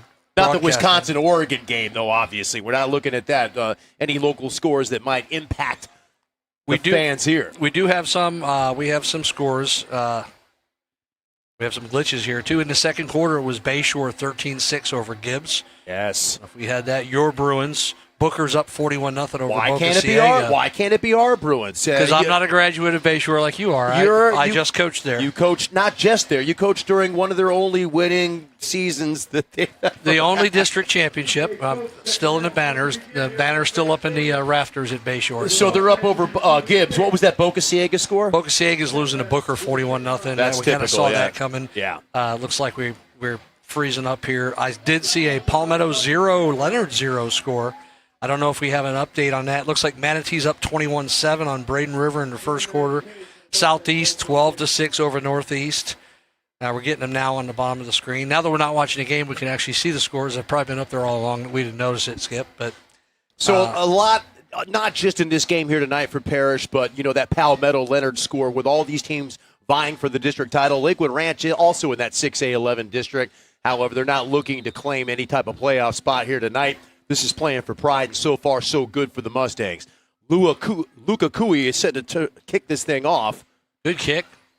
And Tricano's just going to let it go out of bounds. He had good leg into it, but he was a little off target and kicked it out of bounds. That's going to be good field position for Parrish to start as they try to get that 2-for-1 we talked about, scoring at the end of the first half, winning the middle 8, as some coaches call it, the last 4 minutes of the first half and the first 4 minutes of the second half, which it statistically, analytically is a big factor in who wins and loses games. I don't think I've ever heard it called the middle 8 before. 8. That's hard to do, a 4-minute drive, to end the half there, but you can do it. 4-minute drive to kill the clock. You kill the clock. Right? 4 minutes is pretty average drive, typical drive. Well, yeah. When you're talking about the 2-minute drive, though, generally it's hard to kill 4 minutes and a half. But here we go. First down and 10 for the Bulls. We got a little movement down there at the bottom of the screen and a lot of finger pointing going on between the Parrish and Lakewood Ranch players. And now looks like Volt's getting the play from the sideline. Yeah, some Lakewood Ranch guys flinched, but nobody went forward and they didn't cross the line of scrimmage and break the plane. So it's going to be Volt's on first down going deep. And he's got a man. It's Tricano on the sideline. And just like that, the Bulls inside Lakewood Ranch territory, inside the 40 and down to about the 37. Wow, first down.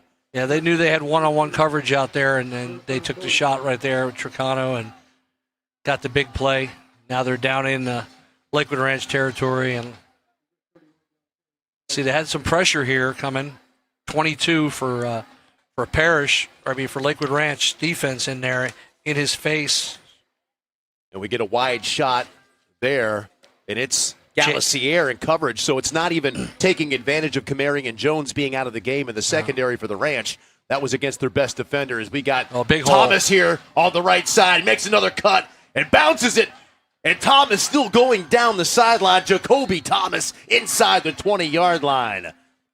Yeah, that was a big hole to the right there. They ran a little counter. We'll get the replay here maybe if they're not going fast and see what they did there.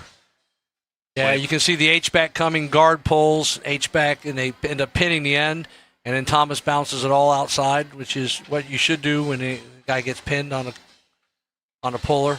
Talk about getting chunk yards on first down, back-to-back plays for the Bulls, and they're now inside the 20 and knocking on the door. Yeah, Parrish, Thomas. I don't think that's Thomas, is it? That's not? I look like thought I saw number. 32, but no. It's 18. Yeah, that's number 18 there. It's Christopher Larson. Yep, he spells Thomas occasionally. And Larson came into the game with 179 yards under his belt, averaging 4.2 yards per carry. Yep, and he also does some kick returning, I think. Parrish looks like they came out fired up, ready to prove that they're not just 7 points better than Lakewood Ranch. And Larson stays in the game. Ricano to the bottom of your screen, and Schuler to the top. And Volts is going to throw to the slot receiver. That's going to be touchdown, Nathan Schuler. And that's his second touchdown on the season, and just like that, the Parrish Bulls strike. Actually, check that. Is that Cornette? No, that's Schuler. No, that's Schuler, number 3, and Yep. that's just a curl. He just ran a straight curl, and they flare the back, and the linebackers run to the back, and he just throws the curl inside there, and the DB just fell down, and he walks into the end zone. Really uncontested, not well defended. 4-play drive for the Bulls. Yeah, Making it look easy. yes, it can happen fast in high school football. High snap. Good Nice job by the holder to get that ball down. That's Voles, Bryson Voles, the senior quarterback, also the holder.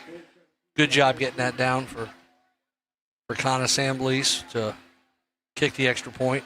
And just like that, now it's a 17-3 game. I talked about before the half, off air, just how fast it can happen, especially when it seems like the air has gone out of the Lakewood Ranch sideline, the crowd, everything since that injury right before the first half. And we talked about it with 44 seconds still left to go in the half, and Lakewood Ranch down by a touchdown, knowing that the Bulls were going to get that ball first, and you cannot afford to fall down 17-3, and that's exactly what we're seeing right now. So Lakewood Ranch, the pressure is on the offense right now without one of their offensive stars, Kamari and Jones, in the game, and they've got to get something cooking right here on this drive. Yeah, they got to try to respond and get some points here.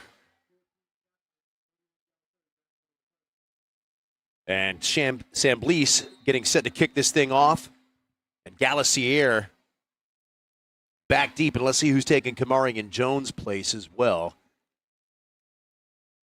Hard to get that number. It's not going to be returnable. It's in the end zone. No, we don't need the number. That was number 14. Yep.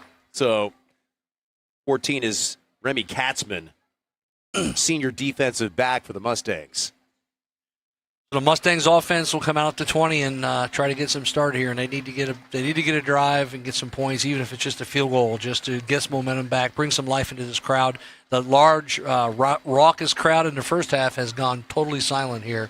It's got to be the Eli Berry and Cooper Orzel show here. Do what you do best. Yep. No need to press the panic button here. No need to start throwing the ball downfield and all over the place.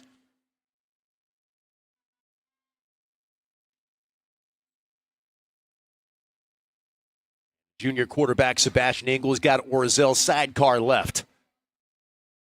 He's going to hand that ball, fake the handoff, and it looked like a broken play that time, reminiscent of the first play of the first half that we saw with the ball on the ground. Yeah, that time it wasn't the snap. That time it was the quarterback in the back miscommunicating. Looked like he was expecting to take the handoff. The back just ran by him, ran by the quarterback, and you could see the quarterback didn't really. No, he was ready to hand the ball off. That wasn't designed at all. And then Speaks, number 9, gets in there for Parrish and makes the tackle. Oh, there's some hesitation there, not knowing where they're going with the ball. That's going to be a loss of just over 2 yards on the play. It's going to be 2nd down and 12. Berry off the right side. Eli Berry past the sticks and gets a first down for the Lakewood Ranch. A huge run on 2nd down and long. Yeah, going to the right side that time. Big hole that time, and Berry running downhill, running hard downhill behind his pads. You got a Parrish player down over on the sideline there. And this is exactly what that Lakewood Ranch offense needed. That's just a wide trap there. You can see they pulled 60 there. Brock Thompson playing right guard tonight. He kicked out. Now, is that 97 out there that's down? That would be tough. No, he's a 97 still in line here. Oh, it's time for a trivia question, Skip. There we go. This is a good one. All right, go ahead. Which 2017 Lakewood Ranch High School graduate and offensive lineman was signed by the New York Jets in July of this past year? How much time do we give people to answer it before we put the answer up? Do we have any Jeopardy music? I want Jeopardy music. So the next time that we have one of these. Next week. We answer it next week. The booth is telling us. What a way to keep people coming back. Yes. It's a tease. If you want to know the answer to that, come back next week for Lakewood Ranch vs. Bayshore on the MSTV Game of the Week. And don't Google it throughout the entire week. That's right. Stay off your phone for a week. Getting a good Bayshore trivia question next week, that'll be something special here. We got first down for the Ranch. Angle hands it off to Berry. Berry again, right side and up the middle. And Eli Berry right wing. It's slammed down. No flag down on that. Nice hard tackle tackle by the Bulls right at the sticks. I think it was Eldridge, number 2 on the tackle. I couldn't quite make out who it was, but you see Orzel leading up through there just like an ISO, and he runs through one arm tackle, and it looks like it is Eldridge going to do the suplex. Yeah, he wraps him up there, and 5, and slams him down. A little helping hand there from 5. Some extra mustard on there for sure. 9-yard gain on the play. The Lakewood Ranch offensive line again showing his spurts, looking dominant against this Parrish front. So the play caller's dream, 2nd down and 1, handoff to Barry, and Barry breaks a tackle in the backfield, gets back to the line of scrimmage, but is going to be short of the line to gain for a 1st down. 3rd down and less than a yard now. Number 97, Ty Baker, making that tackle again, the sophomore. We mentioned him earlier. Been all over the place tonight. Manatee 35, Braden River 7 in the 2nd quarter. We got the score update there that's for the district championship there. Not surprising. No, that's gonna. As much as Manatee has struggled this year against top competition, that game is not something that we. And we got another maybe offsides, but no flag down. No flag, just a lot of flinching, and it's 3rd and 1. And a long time They here. got about 3 seconds to get the snap off here. The hands hey, up. boy, they're running against that clock. Quarterback and draw. Angle's going to be dropped in the backfield at the 40-yard line. Outstanding job that time by number 24, Braden Jacobson. And Lakewood Ranch offense showed some life, and then just couldn't get 1 yard on 3 plays, and that's big. And that's Jacobson. 24 in there for Parrish. His defense. 2nd sack of the season. I wouldn't call that a sack. It's a an run RPO, play. yeah. Tackle for a loss, but that was a run play for sure. Quarterback draw. Agreed. It gets a TFL for that, but not a sack. Well, then Chicano back for the punt here, and this should be returnable here. It's a low kick. Got space, and Chicano makes one man miss. Nice cut back, and Chicano out to the 40-yard line with a nice return. And the Bulls are going to set up shop just past the 40 at the 41 with 7 minutes left to go in the quarter and up 17-3. And you would expect them to keep the foot on the pedal. Yeah, I think you will see that offense come out like they did last drive, throwing early, mixing the pass and the run, trying to play what they consider Parrish Bulls football. I don't think they felt like they played that in the first half. And they had big passes and they had a big run as well in that last 4-play series that got them into the end zone.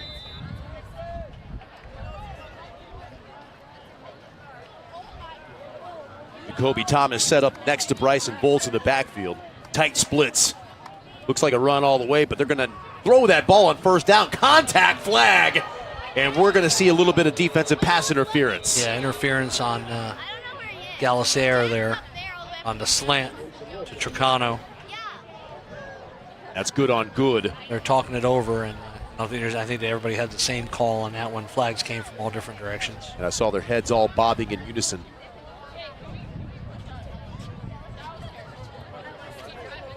That's going to be an automatic 1st down for Parrish.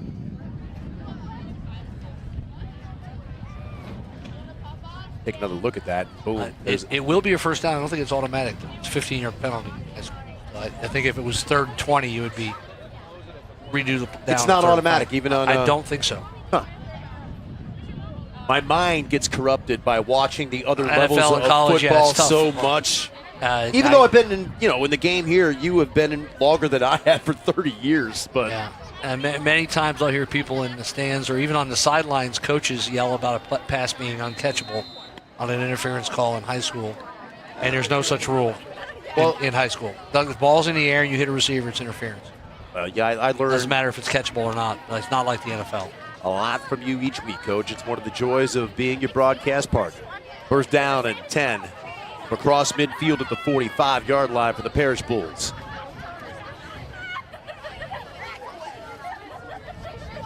Amazing how quiet the crowd is now compared to what it was in the first half. It's just. And Bolts gets that ball out to number 81.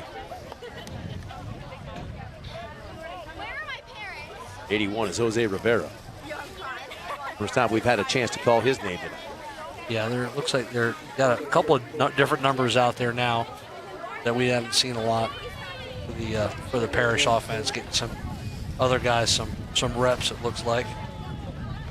Up 17-3, 5:30 to go in the third quarter. Bolts with a little bit of a hard count. Got Larson at running back now for Parrish. We've got stacked receivers at the bottom of your screen. It's going to be Larson on the carry. Larson up the middle, and a nice carry for Larson. First down yards on first down. Yeah, good run there. A little zone split. They brought the H-back, Evan Johnson, the tight end, from the right side back to the end to seal off to end. Here we go to look at it. You'll see it here, there. It's coming back, kicks out the end there. There it creates the seam. Get a little face mask. Yeah. We got away with one there. Good run by Larson, running behind his pads. Gets a first down. But well blocked on the just a little zone play. A way to take out 99 before he could make that play. I think we got an answer to the trivia question coming up, Skip. Here he goes. This surprised me. Answer. It surprised me as well. I remember the player. So all of you out there that think you know the answer, let's see if you're right. Which 2017 grad was it? Samuel Jackson. Not Samuel L. Jackson. Not to be confused with Samuel L. Jackson. The actor. I was working at USF, actually. We offered Samuel Jackson coming out of Lakewood Ranch. I was working in the recruiting office at the time. He ended up going to University of Central Florida. One of my alma maters. Big rivalry of ours at USF. I went to both schools. Yeah. But as we know, UCF stands for you can't finish. So I wound up at USF. I thought it was you can't fail. I didn't either. First down, Bulls, Volts. Looks deep Pressure. again. He's got a man and overthrows. That was nice coverage that time. Yeah. Galassier on the Galassier coverage. almost intercepted it. He kept running. The receiver quit on the decided route. to quit, yeah. And Galassier, a good hustle, kept going and almost ends up getting an interception out of it. And that was Tricano that he was trying to get the ball to. Yep. Slightly overthrown, but made it look a lot worse because the receiver stopped running. And Galassier is not a guy that you want to necessarily pick on. You know, one-on-one coverage, yeah, let's go for it. But no separation that time from Tricano. No, that was good coverage. And they're going to give Here's it a draw Thomas. to Thomas. And Jacoby Thomas with nice pickup there on second down. They're getting some man coverage there, and they having the receivers run those guys off and just running them out of the play and running a little draw to Thomas there. It's going to be third down now and 6 for Parrish, and I just keep talking about the crowd, but the sideline on Lakewood Ranch, it just seems like there's no energy at all on the Lakewood Ranch side of the field that we're on here, especially compared to what we heard in the first half. Yeah, it just looks like it's well, touchdown here, a score here might even make that worse. We've got a little bit of separation. An incomplete pass once again intended for Tricano. But those two, that's a battle going on tonight between those two. You saw Galassieri, like you said, there was a little separation, but he closed it, got right even with Tricano, and made it a difficult throw. Well, I'll tell you, Bryson Volts is just determined to get that ball to Tricano, despite the fact that he's covered by the best defender out there on the field by Lakewood Ranch. Yeah, sometimes that can be a detriment where you get too zeroed in on one guy on trying to get the ball to one guy as part of your offense. And, they had a lot of success throwing it to other receivers at the end of the first half there. Volts again to throw, and he's going to take off with this ball, and he's going to be wrapped up. Oh, he breaks the tackle. He's breaking the tackle and reversing field. Volts still on his feet and dives forward, powers forward inside the 30, down to about the 27-yard line. That'll be a turnover on downs, though, for the Lakewood Ranch defense, and their defense has really played well tonight, except for that 2-minute drive. They got fourth down there. You might just throw it up, and even if it's into coverage in case it gets intercepted, it's as good as a punt rather than trying to run and not make it and turn it over there at the 30 or 28. Might be a situation where Coach Varnador tells them, hey, on fourth down, let's put the ball up in the air and see give us a 50-50 ball. Maybe we come down with it. If not, if Tricano doesn't come down with it and they intercept it, they're back on their own 5-yard line or something. And 34 not on the roster, so for the Mustangs. Oh, this is bounced. Eli Berry Good off bounce the left outside. side. Nice room for roam, and he's got another first down. Good block out there by Cooper Orzel, number 0. We talked about that before their first possession of the half. Stick with what you, Eli Berry, There they Cooper are. Orzel. Look at the bounce there. He bounces it outside. Your defensive ends are taught the wrong shoulder to the play. They're going to try to come inside and not let you kick you out. Again, Nice yards run. on first down, 11 this time. And now you see a little life in this Lakewood Ranch side of the field here. The bench and the parents getting a little noisy now as they start to roll.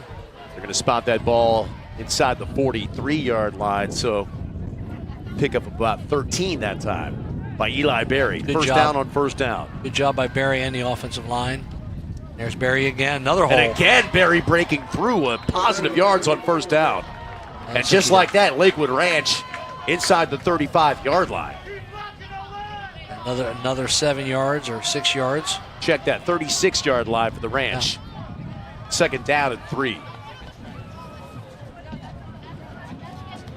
And this is exactly what the Mustangs needed to get back into this game, down 17-3. Yeah, they need to eat some clock and score here. Get their defense a rest. Their defense did a great job getting off the field, getting the turnover on downs. All of this being set up by that defensive stand. Engel hands it off to Berry. Berry again through the line. And he's going to be brought down well after the first down, but it is hard to bring down number 4 tonight. Yeah, I think Exum was in on the tackle there, and I think that's the first time we've called his name tonight. The Lakewood Ranch offensive line done a really good job against the big guy. But, even that, it was 9 yards downfield of the play. So we're not used to that in the past years. We've seen him making plays in the backfield and penetrating. Big boom, Exum. And Lakewood Ranch offensive line having one of their better games, I think. And just the power that we see with Eli Berry running and getting past that initial line of scrimmage. Stays north and south. He's not hesitating. He's hitting the hole hard. I've been impressed with him. Nice fake That's to up that in the ball. air. Batted Intercepted. Jair No, Speaks it's drops it. And let's see if he had possession. He may have had possession and fumbled that ball. They called it an interception and a fumble. I didn't think he had it, but that is close. But Jair Speaks, the man of the moment, just as Lakewood Ranch was clawing their way back into this game, a batted pass right into his hands. and it's reminiscent of the Braden River game when they're pounding the ball 8 yards a carry. And there's Exum, who said he hadn't made a play. There's a big play. Oh, yeah, it's an interception. Oh, no. There's no I don't replay. know about that. There's no replay. There is no replay. We can see. We have replay. And we're going to take another look at this right now, but that did not look like possession. The right guard that time just fell down on that one and looked like he was trying to cut Exum and he missed him. That's close. Yeah, but this is what we saw against Braden River. 8 yards behind that big offensive line, then you throw a pass and it's batted up in the air and intercepted. And I don't understand why you get away from something that's working. There is a discussion. There was a discussion, but it's obviously going to remain Parrish's ball with the offense out there and the defense for Lakewood Ranch. Can very rarely change their minds in high school. There is no replay to look at. We can see it, but they can't. So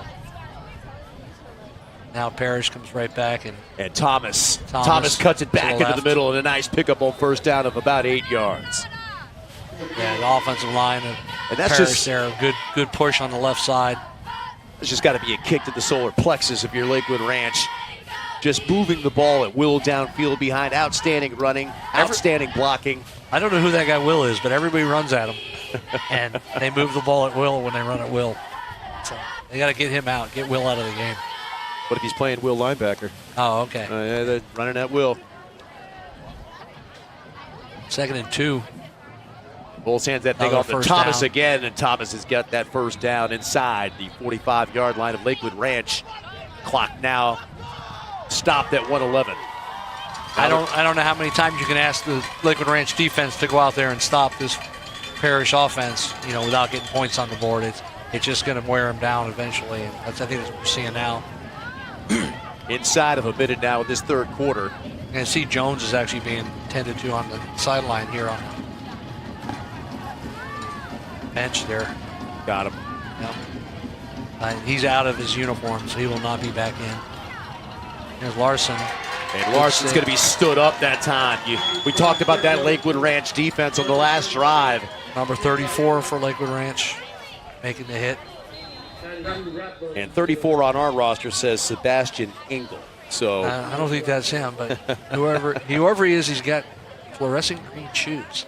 He of the fluorescent green shoes. that's going to be easy to track. There's a But couple also, of them. I was going to say he's There's a not the couple of only them, one. yeah. I'm looking at that pool. Cool.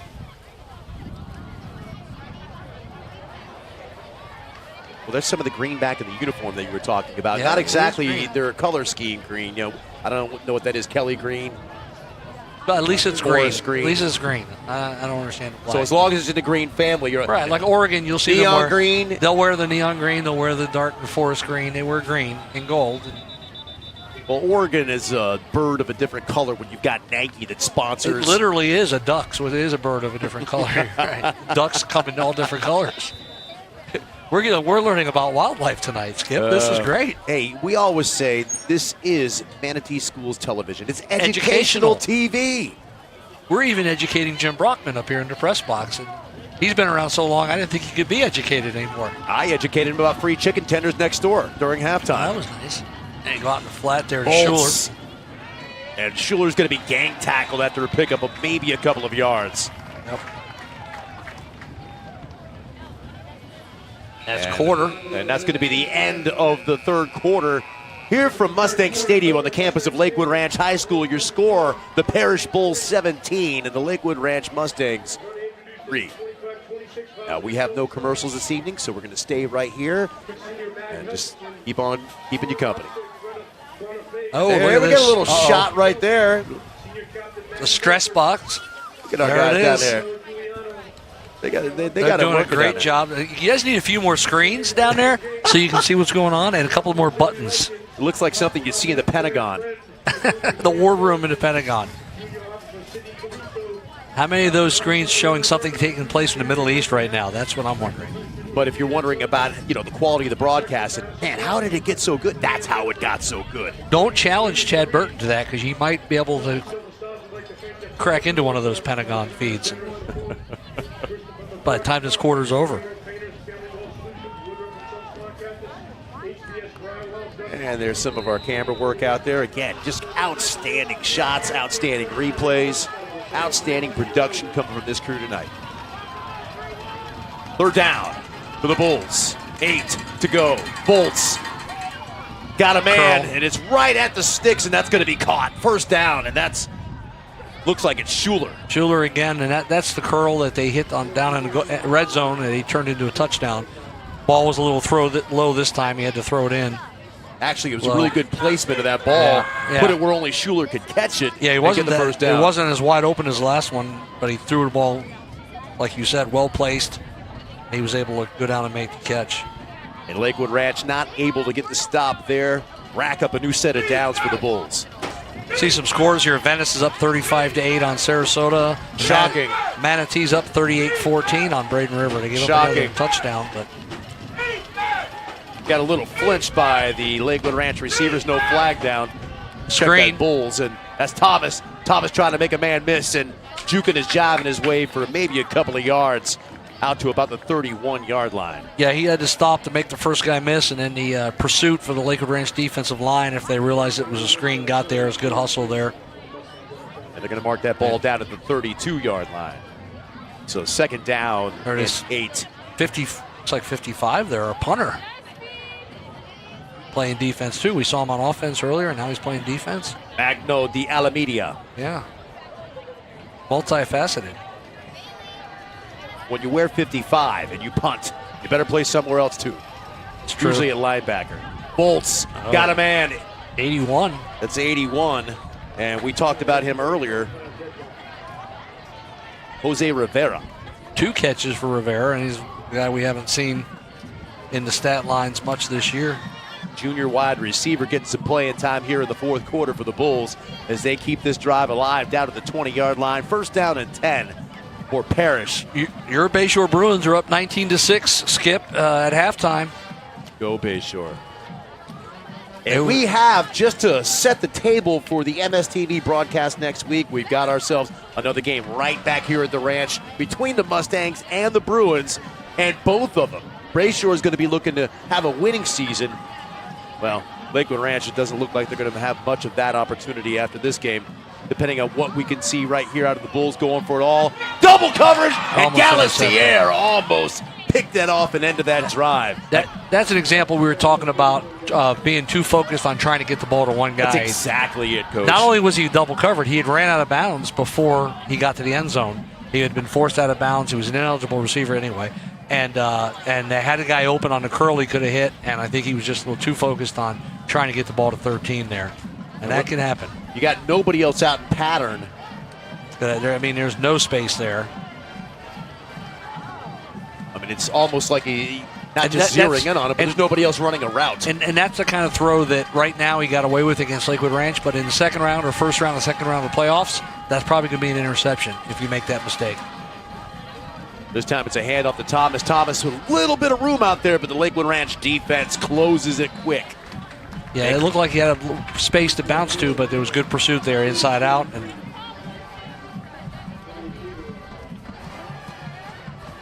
a good shot of the Mustang cheerleaders. Here another team here on senior night at Lakewood Ranch High School. A lot of nice festivities before the game, as most senior nights are. Good halftime performance by the Parrish band. And again, if you're interested, stay tuned for the end of the game. The Lakewood Ranch band will take the field. Not sure if we'll be able to broadcast that or not, but hey. Well, you got time to get down here if you want to see a good high school band. Come on down.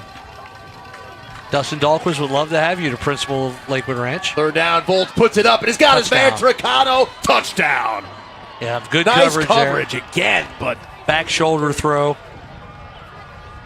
And just that could be a penalty there. He office. just took his helmet off in the end zone. Is he off the field or is he on the field still? I don't know. It's usually not recommended. Looked like he was in the white. And Coach Parravicini's his play action there, and he throws back shoulder. Look at that nice throw. Good catch. Perfect placement. Yep. Galassier is one of the playmakers out there for that Lakewood Ranch defense. Leading interceptor, great coverage all night long. There's not much you can do about that. And that extra point hits the upright, so Sam Bleese's attempt is no good. And with 8:53 left to go in the ball game, your score is the Bulls 23, the Mustangs 3. And whatever tall task the Mustangs had in coming back in this ball game just got a little bit taller. Now, I have not seen a score in the Palmetto game. I don't know if in the truck if they know a score. I haven't looked down at the right time or it's been up there. But if they don't win that game, that makes this game very important for Parrish. And we're talking about a three-way tie for the district championship. And you got to think they're so closely rated. You know, I think it was Parrish right behind Palmetto in those rankings, was it not? Parrish was behind Palmetto. I don't know how much they would drop with a loss, Palmetto, and how much Parrish would go up with a win against a team that's at that point would be 3-6. So, you know, I don't know the algorithm. I don't think anybody does. I saw one team that was 6-2, and another team was 6-2, and the team with the easier schedule, strength of schedule, was ranked higher somehow. So I don't know what the algorithm is that the FHSAA uses. But this would be then a two-loss Palmetto team if they do indeed drop to Leonard. Good hole there for Galassier. He's Galassier, nobody in front of him, one guy, and he gets him out of bounds. 36 for Parrish, making the play, saving a touchdown. We'll get a name on him here. That was the kicker. Wow. That was Connor Samblies. That's a good job by the kicker to save a touchdown there. We told you that Galassier was a playmaker and that they would be we'd be calling his name all night. He has gotten beat for a couple of big plays by Tricano, but he's also held his own at times. And boy, Lakewood Ranch could have used that. Only 8:41 left to go in the game, down by 20 points, but the onside kick is still alive in high school football. Yes, so they can get a score here and get the ball back, make it a little interesting for us. And Barry, left side. Barry again with room before he's slung down that time by the shoulder pads. And a little scuffle going out there. You got flags coming out. Cooper Orzel. It looks like Cooper Orzel is involved in a little scuffle there with, remember, looks like 16 for Parrish. I don't think Orzel took kindly to Barry getting slung down that way. That was second. I think it was away from it had to do with the block. they were battling before that, I believe. Speaks. And he also ran it into Denver McDonald. 16, Jake Bendana, looks like. If that's who it was. That's our Sam linebacker. Yeah, Cooper Orzel was blocking him, and they both went to the ground at the end of the play, and there was a little shoving back and forth. It might go both ways.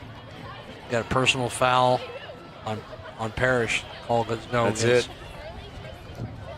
And Parrish has got 24 limping off there, like an injured player. That's going to be Parrish. 15 yards for the Ranch. Yeah. With 8:34 left to go. No, they called offsetting personal fouls. Oh. They just changed it to offsetting personal fouls. A little bit of a delay there for now he's coming back. Maybe he's going to change it again. Let's see what he does this time. All right, he's talking to the clock operator, obviously, about the time, I'm guessing. They do have contact with the clock operator. They do not now that maybe there was 2 personal fouls on. Well, you can only assess 1. Right, but there might have been 2 on one team and 1 on the other, so it was a 15-yard penalty. He did point both ways one time. That would generally result in a parade of flags that I just didn't see. I saw the one, but no matter how you slice that pie. Lakewood Ranch is in scoring position in the red zone. Exactly. They've got to make quick work of this with all 8:20 and counting in this ball game.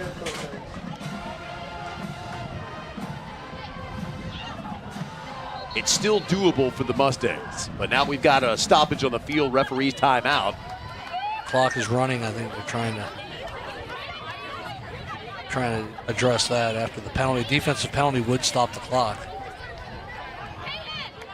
Coaches are up in the ref's ear hole about that. Yeah, it was a running play, so the clock would run, but on the penalty, the clock should stop.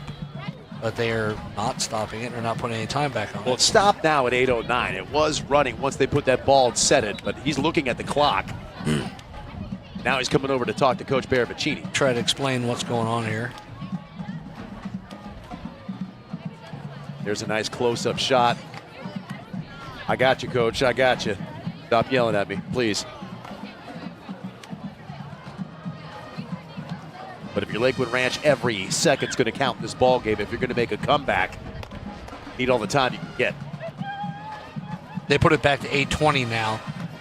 So that's what he was telling the coach. He said, I got you. He was putting the time back on the clock. And they started, and it'll be back down to 8:09 by the time they snapped the ball. So all of that, and you snap almost it right back where we started. Barry off the right side. Eli Barry going to the end zone, touchdown. Nice run Lakewood off the right Ranch, side. what a run. And that's exactly what the Mustangs needed to claw back into this. Quick score with 8 minutes left there. That is exactly what they needed. Cut the lead down. Good job by the right side of the offensive line. Great run by Barry. And now you've got time left. You don't need to worry about, I talked about an onside kick later. That was looking down the road. Should they get the ball back and score again? Yeah, they ran that trap. They run earlier. They pulled the guard out to kick out the end, and he ran inside of it. Big hole there. And Luka Kuia to attempt the extra point. And it's good. Kick. 8:03 left to go in this ball game. And Lakewood Ranch is kind of crawling back in this one, Coach. 23-10, even though the scoreboard's not really showing it right now. We are. 23-10 is your score. 8:03 left to go in the ball game. Dare I say, have some excitement here where we maybe thought we wouldn't have any. Well, it's definitely more respectable than a lot of people expected. Lakewood Ranch, like we said, not having as much to play for. They have not laid down. Coach has them ready to play tonight, and they're playing the second half without their most exciting player. And they're still competing. They're out there competing. That's all you can ask for. That's exactly it. I didn't think it would be this close after that first drive in the second half when Parrish came out with a 4-play touchdown drive. I was like, hey, here we go. Yeah, they very easily could have just checked out at that point. But Lakewood Ranch is not doing that. The crowd's back in it a little bit. You can feel that vibe.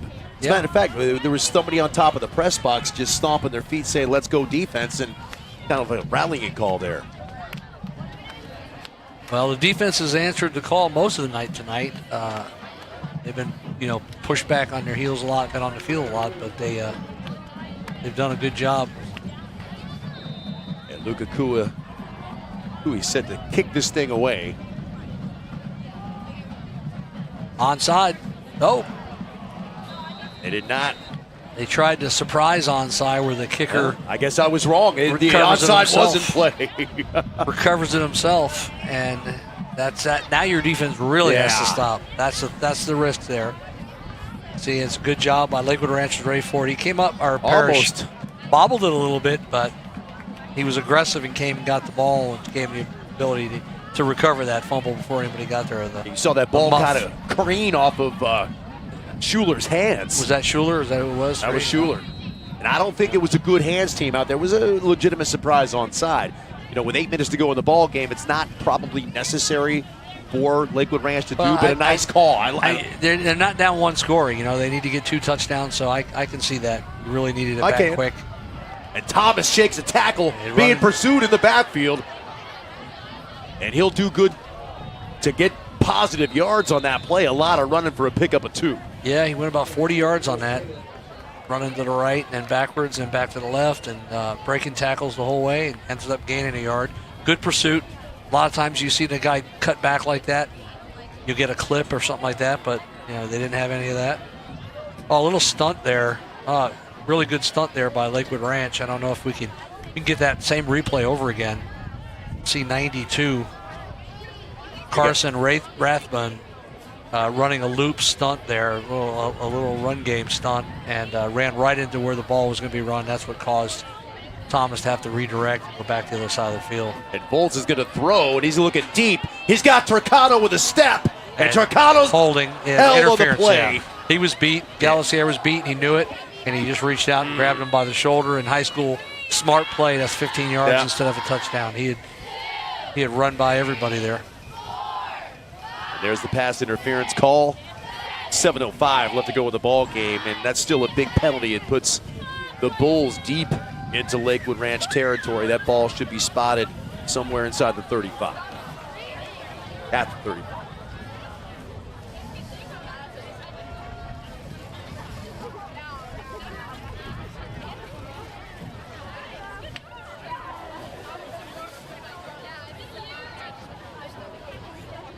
Took another look at that ball.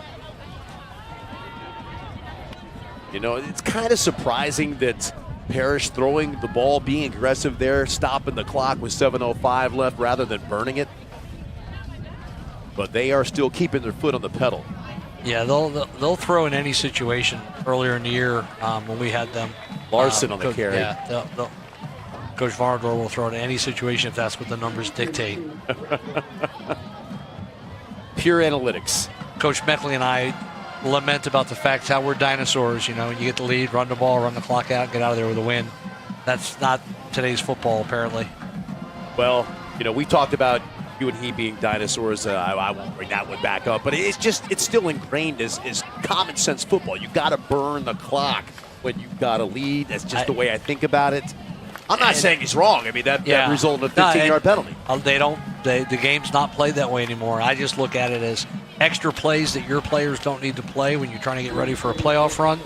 Not necessarily having anything to do with this game or the score. I'm not worried about running the score up. It's your job to score. It's the other team's job to stop you. But if I don't have to have Turcano and Bulls take 5 more hits tonight because we run out the clock, and I do that the last 3 weeks of the season, they're that much better in the playoffs. Whereas if they take those extra hits, you never know which one of those hits could be the career ender, the season ender in high school football. That's all it takes. And that's one way to look at it. I'm also looking at it like you are giving the Ranch opportunities with incomplete passes to get back into this ball game. It's multi-level, but to me, it's more about the big picture. And, I'm not worried about stats. I'm worried about trying to win a championship and making a playoff run. And if you're going to do that, you got to have all your dudes have got to be healthy. And the less hits they take, the better. That's why I'm a big proponent of putting subs in when you have big leads and getting guys work that don't normally get it, so they're prepared in case Bulls goes down. Who's going to play quarterback? You know, we said the same thing about Palmetto when we did the Palmetto game. Hennessy is the only quarterback they've used this year. If he goes down, who's going to go in and play quarterback? Nobody has any reps at all. And Volts throws that ball again. And that's Tricano, 13 it is. Yep. And he's down to near the 10, 11-yard line. That's going to be good enough for a first down. And I did see inside the 10, so drop the sticks. It's going to be a first. Well, where are they going to spot it? I did see a score update on the Palmetto game. It's Palmetto 14, Leonard 0 in the third quarter. Port Charlotte's up on Naples 14-0. Manatee 38-14. Bayshore 19-13 to Gibbs. Gibbs is clawing back. Come on, Bruins. The Gladiators are crawling back. And that's a big district game for Bayshore. And not only that, that's a game that'll put them above 500 entering the last game of the season here at Lakewood Ranch. Yes, and as of right now, if the season ended right now, they would be the number 4 seed of the 8 teams in the playoffs.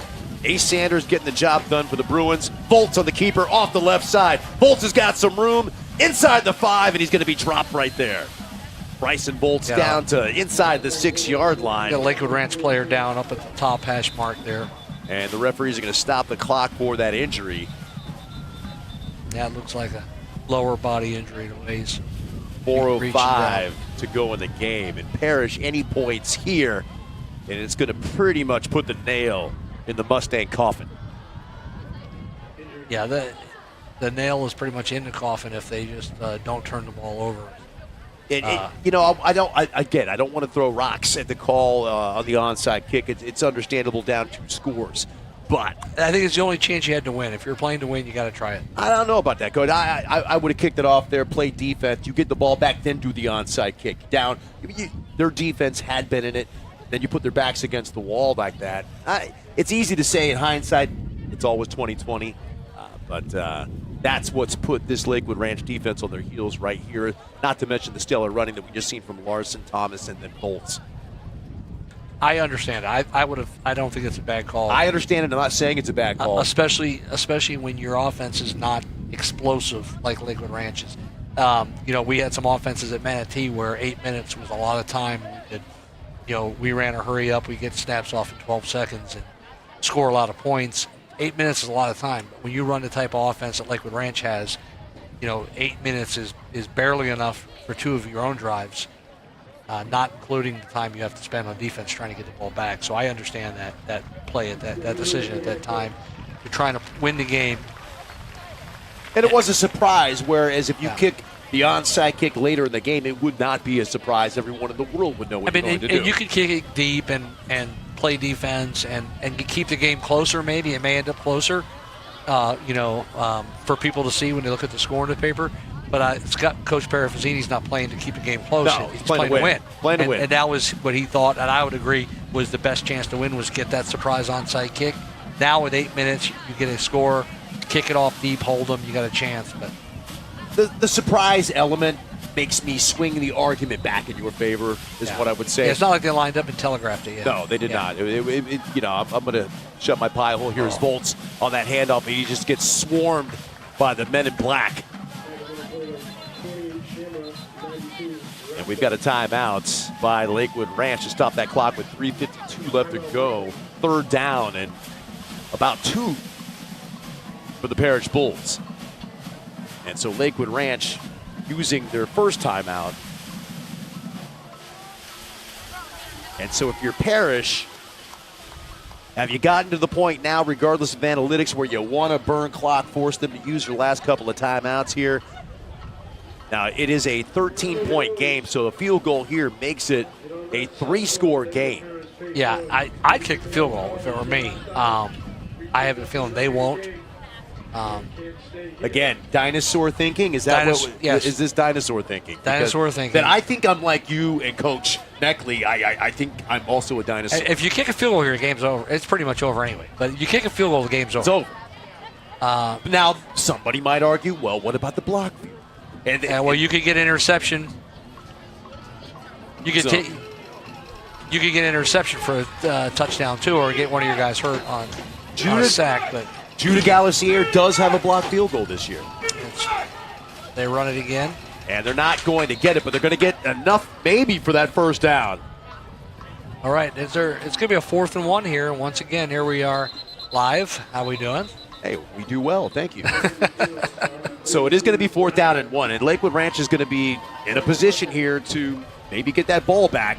But again, if they do, let's see what Parrish does decide to do here, kick the field goal or go for the first down. Yeah. You'd go for the field goal. I would just kick the field goal. I would too. I mean, but like I said, I'm all about winning the game, getting out of here, everybody in one piece. Some coaches, I think, are more interested in the thing that gives me pause other here things. is you pin Lakewood Ranch inside the 5-yard line if you don't get it. And you're talking about 3:41 left to go in the ball game. So it's an interesting call here. You could see an argument either way. Kick the field goal, go for it on 4th down. That blocked field goal, hey, that's a possibility. It is, but you might have to kick a field goal to win a playoff game. Well, that's So true. why not get the kicker more reps? How many field goals does he have this year?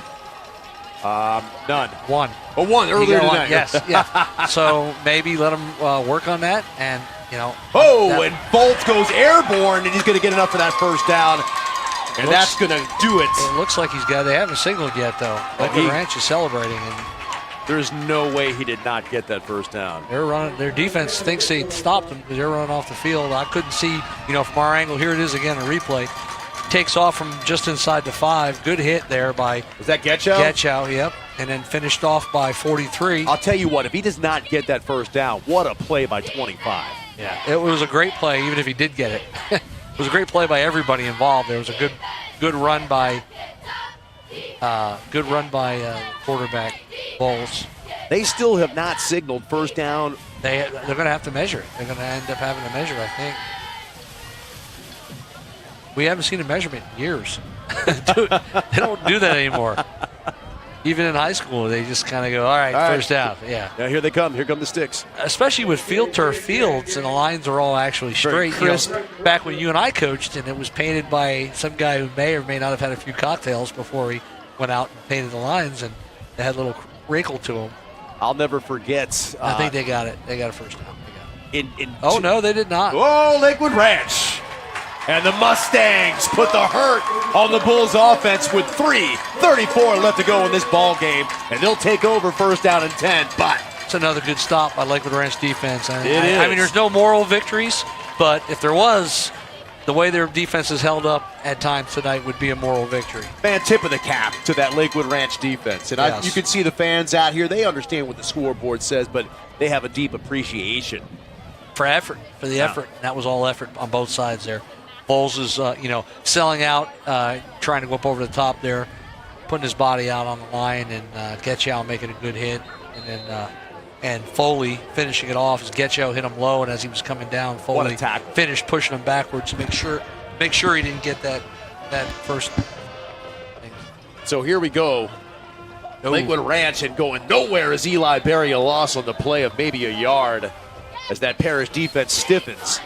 And now Lakewood Ranch even further away from pay dirt with 3:22 and counting, and Lakewood Ranch with one timeout left in their back pocket.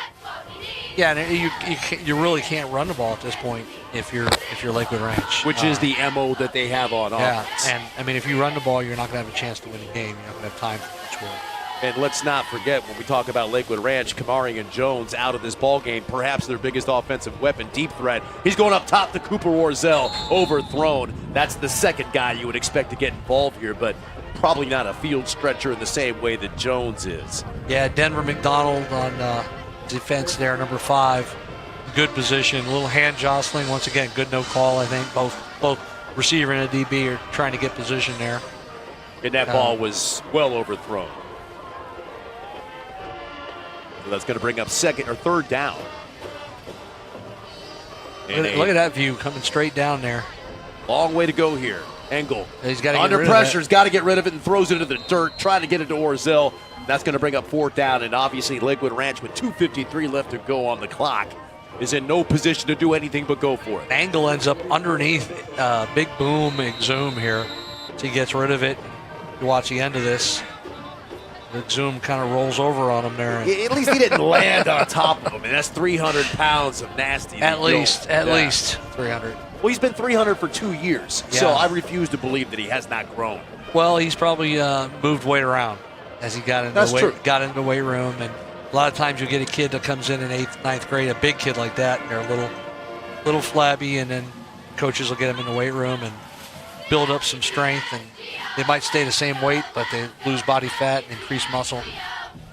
And so Lakewood Ranch has called their last time out with 2:51 to go, down 13 points, and facing a 4th down from their own 2-yard line, a 4th down at about 12.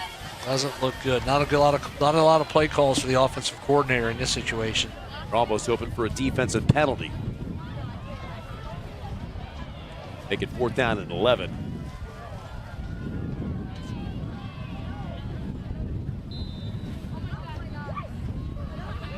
Here we go. You see your ball game for the Mustangs right here. Engel calls for it, gets it, under heat, and gets rid of the ball. And incomplete. Looked like he might have been trying to get that crosser to Cullen Plummer. Orzel also in the neighborhood. But regardless, the Bulls are going to take over 1st down and 10 on the Lakewood Ranch 2-yard line. And now Parrish, if they elect to, could just take a knee pretty much, and I doubt they will at the 1. They're going to run it in here. Then they'll have to kick it off to Lakewood Ranch.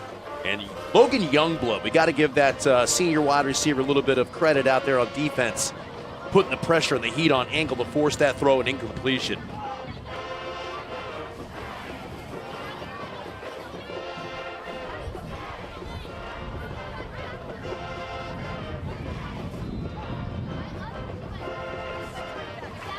And Parrish, you would expect to just hand this thing off to Thomas. 2:44 left to go and up 13. And that's what going to they be do. it. And Thomas is going to power his way to the goal line, but he's not in. Looks like Lakewood Ranch is going to stop him just shy inside the 1. It's actually better for Parrish. That keeps the clock running, take a little more time off.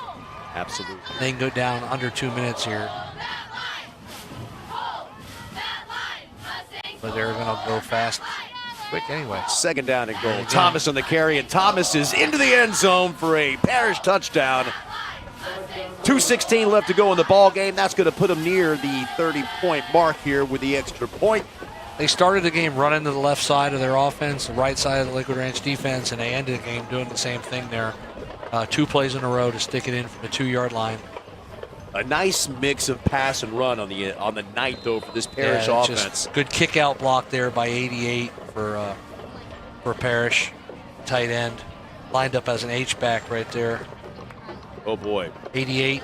Yeah. We didn't have him in our starting lineup, so let's see what. I'm going to give this a shot. Brendan Taekwiengo. Yeah, Taekwiendo. Yeah. That's difficult. Yes, it is. And there's a 2-point conversion, but there's flags coming.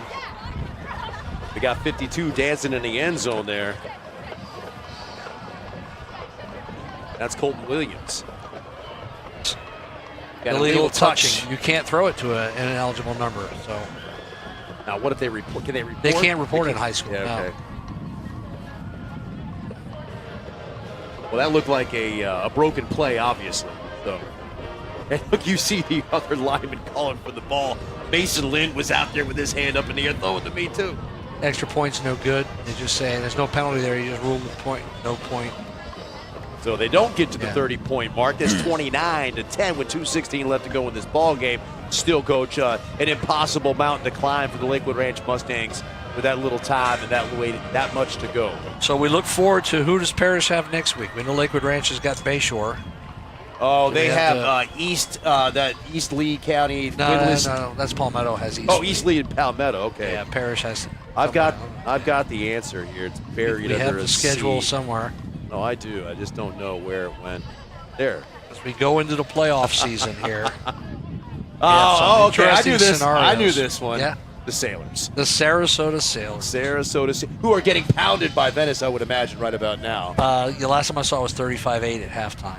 Southeast is down 13-12 in the Compass Bowl. Well, now losing Northeast to Southeast. Southeast. Yes, the Compass Bowl. Every year it's known as the Compass Bowl. The directional schools, but Northeast up by 1. Bayshore down 20-19. You got to be kidding me. And now we're hearing the Southeast just went ahead. So Southeast is leading, but Bayshore down 20-19. Hey, Sanders, get your game together down there, man. That is at home at Balvan Stadium, I do believe. Oh, the hallowed grounds of Balvan Stadium. The hallowed grounds of the Erector set. The Erector set.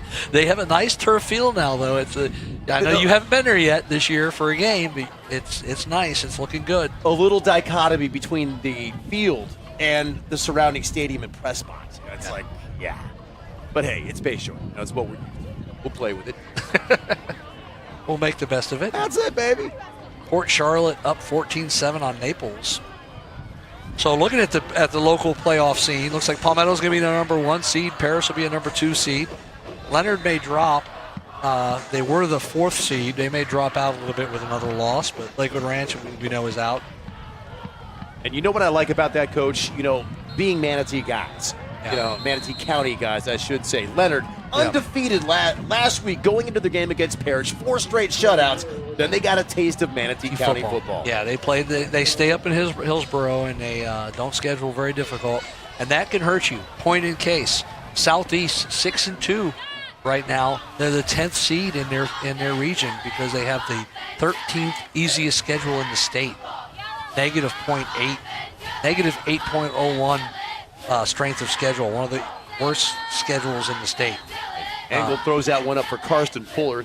Get his name out there as we go down this playoff possibility for all of our local teams. Yeah, so Bayshore, a number 4 seed right now. That could change if they lose to Gibbs. That will drop them down big time if they lose to Gibbs. That was a game that we kind of all penciled in as a win for the Bruins.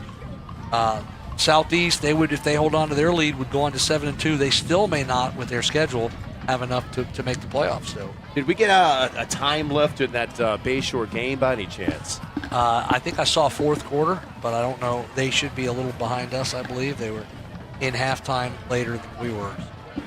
We had a quick game here tonight. We move along here. 2-hour and 20-minute mark, and we had down to a minute left in the game. So, and again, the Bayshore Bruins will be here next week. Playoffs on the line, if not playoff seeding.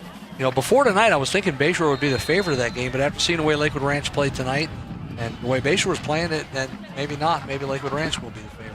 I got to give, again, a tip of the cap to the Mustangs as we see Eli Berry get wrapped up around the headgear. No flag down, and Eli Berry with another nice run. It's going to be a 4th and 10 here. Boy, it looked like the defender got his hand in the back of the helmet. Let's take another look at this. It was his hand. Grabbed his hand, hung onto the glove. That looked like a dance move. Yeah. Dancing with the Bulls. Not Dancing with the Stars. Good one. 4th down. This is it. Last chance here for Angle. He's got to run. Got some room. He throws it downfield. Nobody there. Nobody. He had Fuller sitting right there on the sideline. I don't think he saw him around his teammates with all the other black jerseys. Fuller was just standing there wide open with not a defender around him. They're going to have to give that ball up. Parrish is going to take over with 51 seconds left to go in the ball game. But again, 29-10, one would think, Parrish took care of business the way they thought they would. That's not the case. That was a closer game than anybody expected, I think, and probably closer than Coach Clark even expected. Although, and I'll tell you, he's kind of a dinosaur of a coach too. He's an old soul. He's not as old as we are, but I think he doesn't look past somebody. But some of the kids may have overlooked Lakewood Ranch a little bit the way they played that first half. And don't forget, Kamarian Jones knocked out of this ball game on the opening kickoff, or excuse me, the final kickoff of the first half. Yeah, on a very good return as well. So, and without him in the game, Lakewood Ranch down their primary weapon on offense in vertical passing game. Him and Eli Berry were their primary weapons. Yeah, so that just underscores the scrappiness in which the Mustangs played this game tonight. So hats off to them in defeat.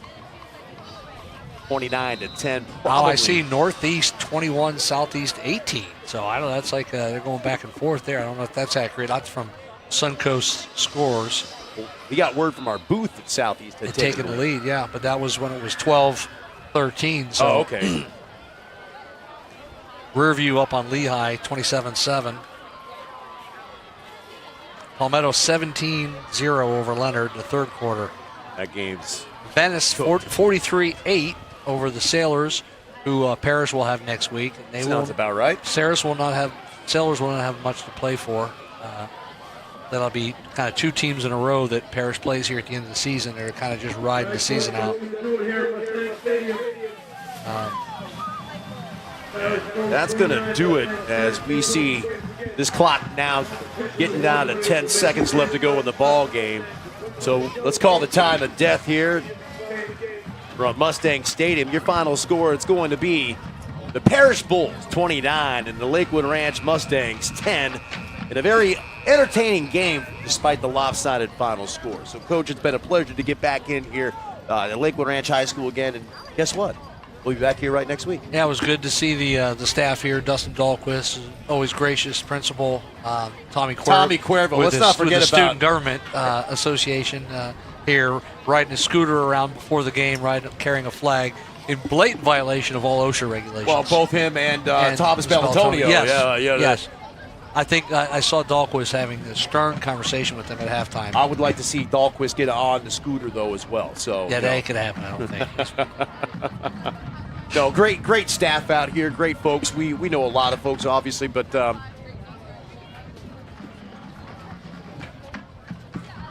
and we'll go ahead and you can see the players shaking hands across that field there, and a lot of these guys know each other. A lot of the coaches know each other. So it's been a tough fought game. Now the series history between these two schools. Last year was 35-0 Parrish. This year is 29-10. So Lakewood Ranch creeping closer, but 0-2 lifetime history against this program. Close but no cigar. That's going to do it for us again. For Coach Chris Comboy, for our Tiger Vision staff that's producing this MSTV broadcast. Just to confuse everybody on the way out the door, outstanding job by our camera and production staff tonight. Just want to tip the cap to those guys as well. And call it your final score, 29-10, Bulls over the Mustangs. And for Coach Comboy, I'm Skip Wilhoit. Have a fantastic evening, folks, and stay tuned for a little highlight reel.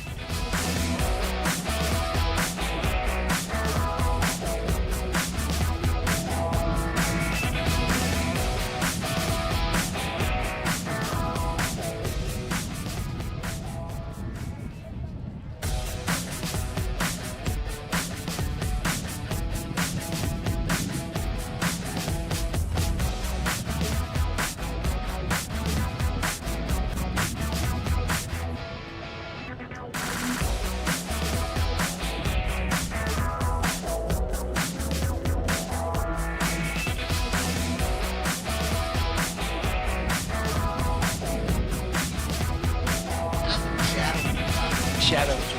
Yeah, sit with them. Yeah. Yeah.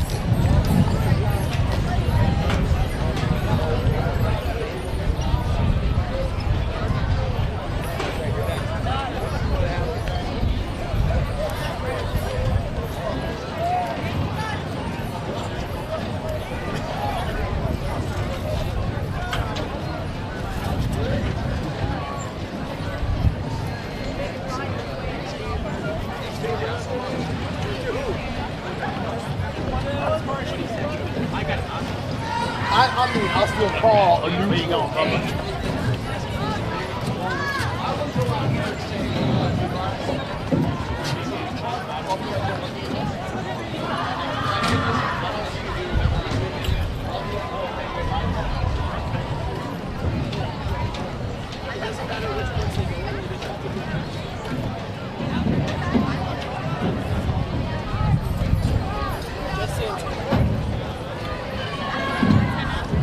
Folks, now taking the field for their 2025 competition show is your Lakewood Ranch Marching Mustangs. The band is under the direction of Dr. John Wilkerson, assisted by program consultant Mr. Tony Hall. Music staff, Charles Hernandez. Percussion director, Kyle Roundy. Percussion instructors, Tyler Patton, Andrew Boudreau, Mario Renia, Joe Cristodero, and Kayla Cristodero. Visual director, R.J. Flynn. Visual instructors, Dan Katowski. Guard director, Zoe Puglisi, assisted by Shannon Finney. Your Lakewood Ranch High School drum band drum majors are Bella Harmon, Shannon Schrader, and Michelle Saratner. The Mustang band captain is Julia Griffin. Tonight, they will be performing their competition show, Shadows in the Spring. It is in a production arranged by Randall Standridge, Jordan Gaza, Joe designer Tony Hall, and Juan Brito, color guard designer. The show music is The Rite of Spring. Soloists include Caroline Frisbee, Isabella Casano, Alexis Inglesby, and Julia Griffin. The Lakewood Ranch High School Marching Band is the 2025 National Support Music Merit Award winner. The Mustang Band is an 11-time FMVC Marching Band Championship state finalist, and the Marching Mustangs have earned 23 years of superior ratings at the Florida Bandmaster Association's Marching Band Music Performance Assessment. The Lakewood Ranch Indoor Percussion Section is the 2025 FFCC Class A Silver Medalist, and the LHRS Winter Guard is a two-time FFCC Regional A Championship. The jazz program in June 2025 was the featured band at the American School Band Directors Association Region 5 Conference. The students and staff are very appreciative of the support we receive from the community, parents, and the administration. Go Mustangs!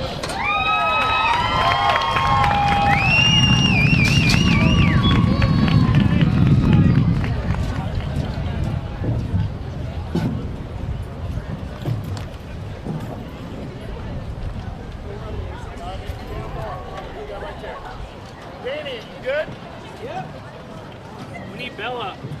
Bella, play! You're not on!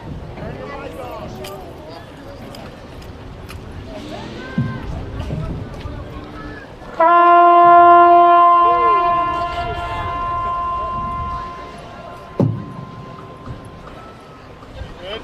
Yeah. All right, do it! Drum majors, is your band ready?